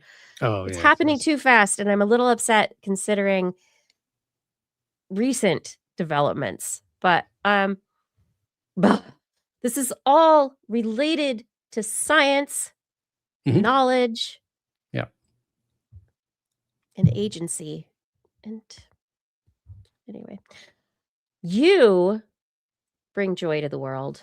Oh, so do you. Thank you. On a quick reversal, yeah, you do a lot of work to bring joy to the world, and Try. Yeah. I celebrate the fact that you do that, and it's one of the reasons I love talking to you and why I'm so glad we were able to connect again and have this show tonight. So thank you. Thank you. Me too. Yeah. And yeah, you bring plenty of joy and not, knowledge is there's a story in The Once and Future King, which is the story of King Mm, Arthur, a beautiful rendition of it, right? yeah. And I think White is the author. Anyway, there's a wonderful moment in there where Merlin, who's the wizard, of course, Mhm. who cares for young Arthur, so King Arthur as a boy. And at one point, Arthur is depressed. Essentially, he's blue, and Merlin. What little man? Yeah, Depressed? yeah. And I'm paraphrasing here, but basically, Merlin. I'll never forget this. I remember reading this. Merlin said to the boy, if you're ever feeling down, learn something. It will make you feel better. It will, and I always thought that was true, right? You learn something, you're like, ooh. It's why I like doing TWIS every week. Yeah. No matter how I'm feeling, and even if I'm going through the stories again and going, I don't feel good. Yeah.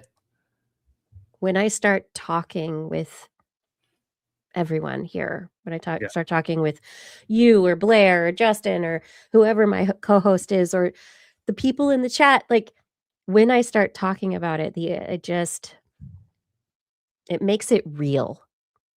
And for me, it creates the fabric that connects me to the world. So yeah, totally. Yeah, and you say you sit at home and don't do anything. I mean, I think teaching I might people, be fibbing a little. right, and helping people understand the complicated. I mean, that's what I looked at Carl Sagan and others, Bill Nye and others, who I thought were able to take these things and make it so I could enjoy it. There's no way I would be able to enjoy it. Couldn't understand it, but they would make it accessible and do that. So, but it's fun. Once it's accessible, then you can appreciate it and enjoy it, and that's what we need so that we can keep going. Yeah, we got to make the accessible happen, and that's why science communication is important. Yeah, I want the next generation of science communicators to be better, brighter, more competent, nicer. Like, I'm so ready. I want to help. Yeah. No, I forgot about that. I've followed the stuff you've been putting on LinkedIn and stuff about the science communication stuff. I think that's amazing. LinkedIn is where I do all of my business. It's my business brain. LinkedIn is where I'm like, this is what I really like to do in the world. If you notice, I rarely, I post like a few clips and things from This Week in Science, but like LinkedIn is my, like, this is what I can do and what I want to do with the world. Yeah, totally. No, that's what I'm doing there. That's really Everywhere good. else, I'm like, and this and that and bloop and blap, Yeah. Are you still doing the online classes? Those were great. I haven't done an online class in a while, but I've been thinking about doing some more. Yeah. Cool. Yeah, I want to do actually want to set up like a little course series for science communication. I think it'd be including podcasting, but also like how to do live streaming, how to, think about your content so that you can like multi-produce, basically like, oh, I'm going to do this podcast and then I'll take some of the content and make an audio and make an Insta and do it. Like, how do you think about producing all your content? How can you repurpose old content? Like, I don't know. I would love to help people also be more strategic about how they think about like how they think about their science. And so any researchers that are doing work in the world, like instead of just being like, oh, I'm writing a paper, now I'm going to think about doing a video or not Twitter anymore, but whatever. I want to talk with them about, let's step back a few years. Let's go to the beginning and think about how you can strategically put communication through the entire process of all your research so that you have more impact, so that you work with communities, so that you everything is bigger than you ever thought it could be. Like, that's what I want to do. Yeah. And if you ever wanted to include, I'm happy to. And AI. I was going to say, I'm happy to suggest any stuff there because like it is huge, really powerful for that kind of stuff. I mean, I use it for the podcast. Like, it's saved me. used to take me 4 hours or so to do all the things I had to do after recording the show, write all the millions of little things you got to write, and then make the cover art, and now I've got it down to about 45 minutes, half an hour, 45 minutes. That's amazing. I just dump the transcript on the thing, and it, I think that's the cool thing, where like because of the way it understands language, you can take the transcript, and it can help you find like the good little clips, and it can help you find things faster than you would have otherwise, where like you're like, oh, I have to go back through this in real time. Yeah, totally. Yeah, let's go back through, what do we have here now? 3 hours and 19 minutes. Yeah. Right. Totally. I haven't yet used, it's interesting, I don't use it for the clip. I don't actually do it'd be great if I was posting clips, but I just never gotten to that level. But another thing is also, I help people understand how to do research with it, because like they are, as you know, full of errors. But you can get around that by just, if you learn certain principles, you have to figure out how to check it, and how to make sure that you're not being Richard Dawkins'd by it. Like, did you hear did he get caught with he recently got caught with he called her Claudia instead of Claude. Nice. Claudia became so human to him.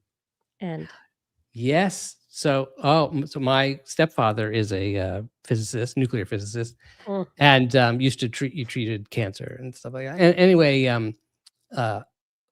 a year or two ago, when ChatGPT was new, I was telling him about it, and he's like, eh. And so he was asked to give a speech. He went to ChatGPT. He asked it to write the speech. It gave him something, and he says, well, it wasn't any good. It doesn't work. I was like, all right. Well, I mean, you don't want to work with it. You're not supposed to just not supposed to just do the speech. That's right. That's not the way you do it. Right. But let's say that was a year ago. I called my parents this past Sunday, and my mom says, oh, your stepfather, he has a new friend. And I was like, oh no, it's ChatGPT. And I said, is it ChatGPT? He says, no, it's Gemini. But basically, he's like, it flatters me. He's like, I'm very interested in Zoroastrianism at the moment, and he loves history. And anyway, he's like, so I ask it, and it says, what a wonderful question. That's a very insightful question. And I said, I got to break it to you. I know you're a scientist, so you probably want to be getting real information. Half of what you're getting are mistakes, but you can get around it. You just got to get a prompt that I've now got a prompt that works for me, that gets it to do the right thing, gives me citations, et cetera, et cetera. But yeah, you have to remind it that it's going to hallucinate, and that you don't want really what it's going to tell you. You want it to give you what you want. Right. Well, actually, the prompt is it's an interesting thing to fiddle with those things. I mean, a revelation for me was that it's trying to give me information from its own training, and it's always wrong because the training is bad. And so I said, you're just a conduit. You go and get articles and quotes for me, and you give me the quote with a link.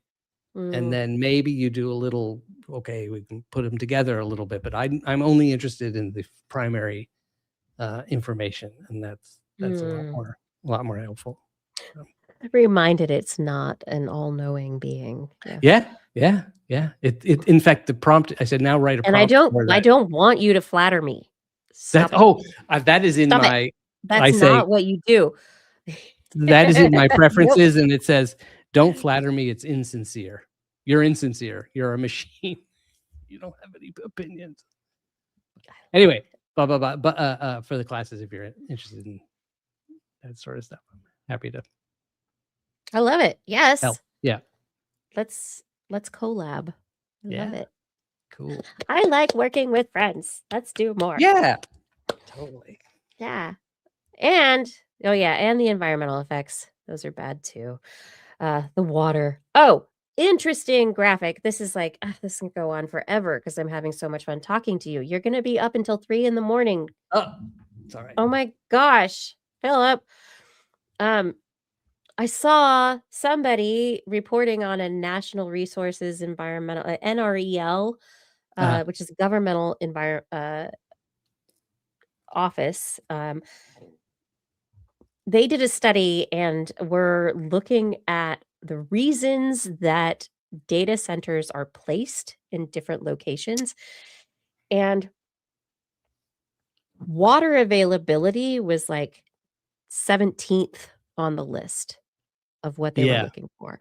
So Yeah. where communities are talking about water availability, it's not what is like the top thing for these data centers to place themselves in certain places. The top things are actually like how close a substation is, or even a retired power generating station. So like old coal generators, that all those places actually are not completely offline because they're part of the grid. There is still active power being transferred through these places very often Huh. because they are like a part of the system.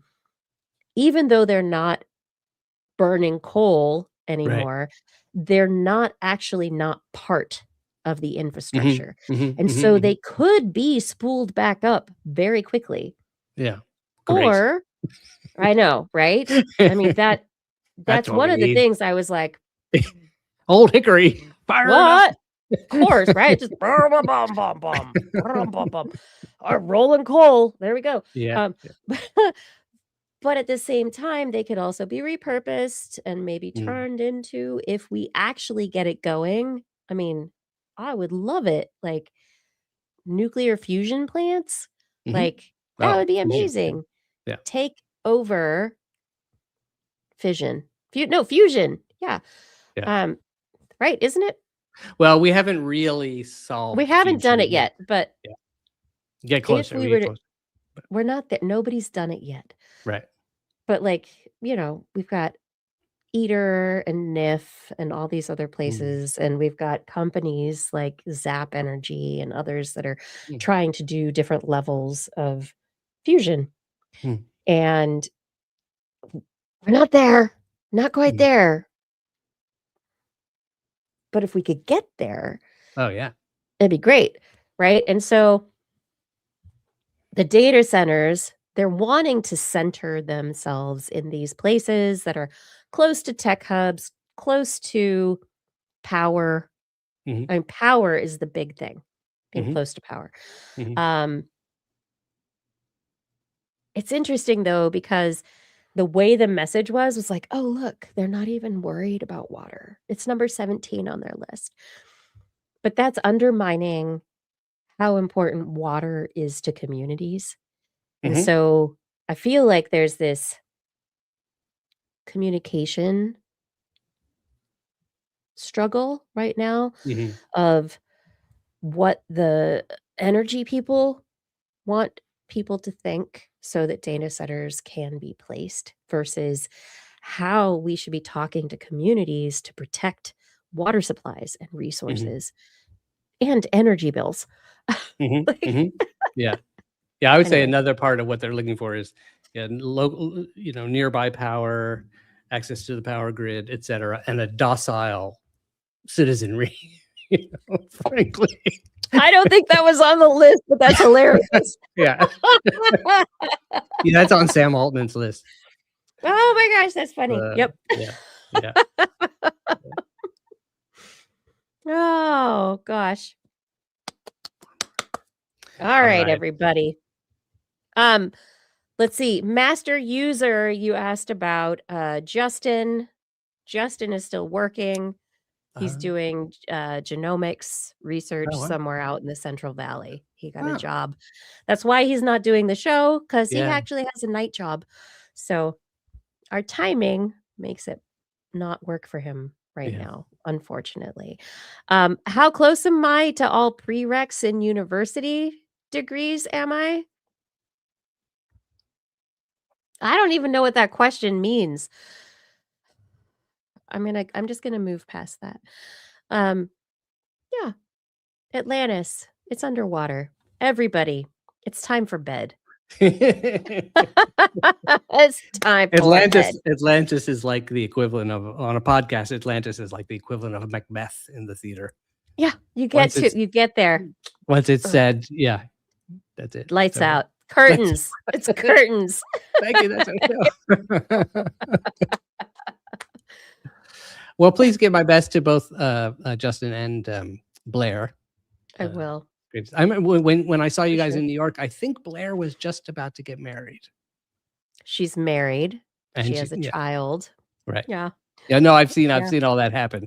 But yeah, I just remember that they were about to get married. Yeah. Have I closed out any more prerequisites? I don't even. Are you insulting me? I think he's insulting me. Or it's a joke. Maybe it's a joke. It's a joke. I hope it's a joke. See, you need to use everybody. You need to use emojis like Pepsi Cola knows how to do to make sure we know. Yeah. Nighty night. All right, everybody. All right. Thank you, Kiki. Thank you, chat. Thank you. Everybody. I have a couple. That's right. I just need more. Just wondering how many more degrees I'm going to get. Yeah, oh it my might God. be. I'm a life student, a student of life.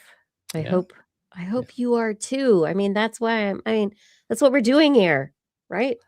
I'm a student of life, but I don't do my homework. So I'm really not the best at it. Oh, come on. Keep going.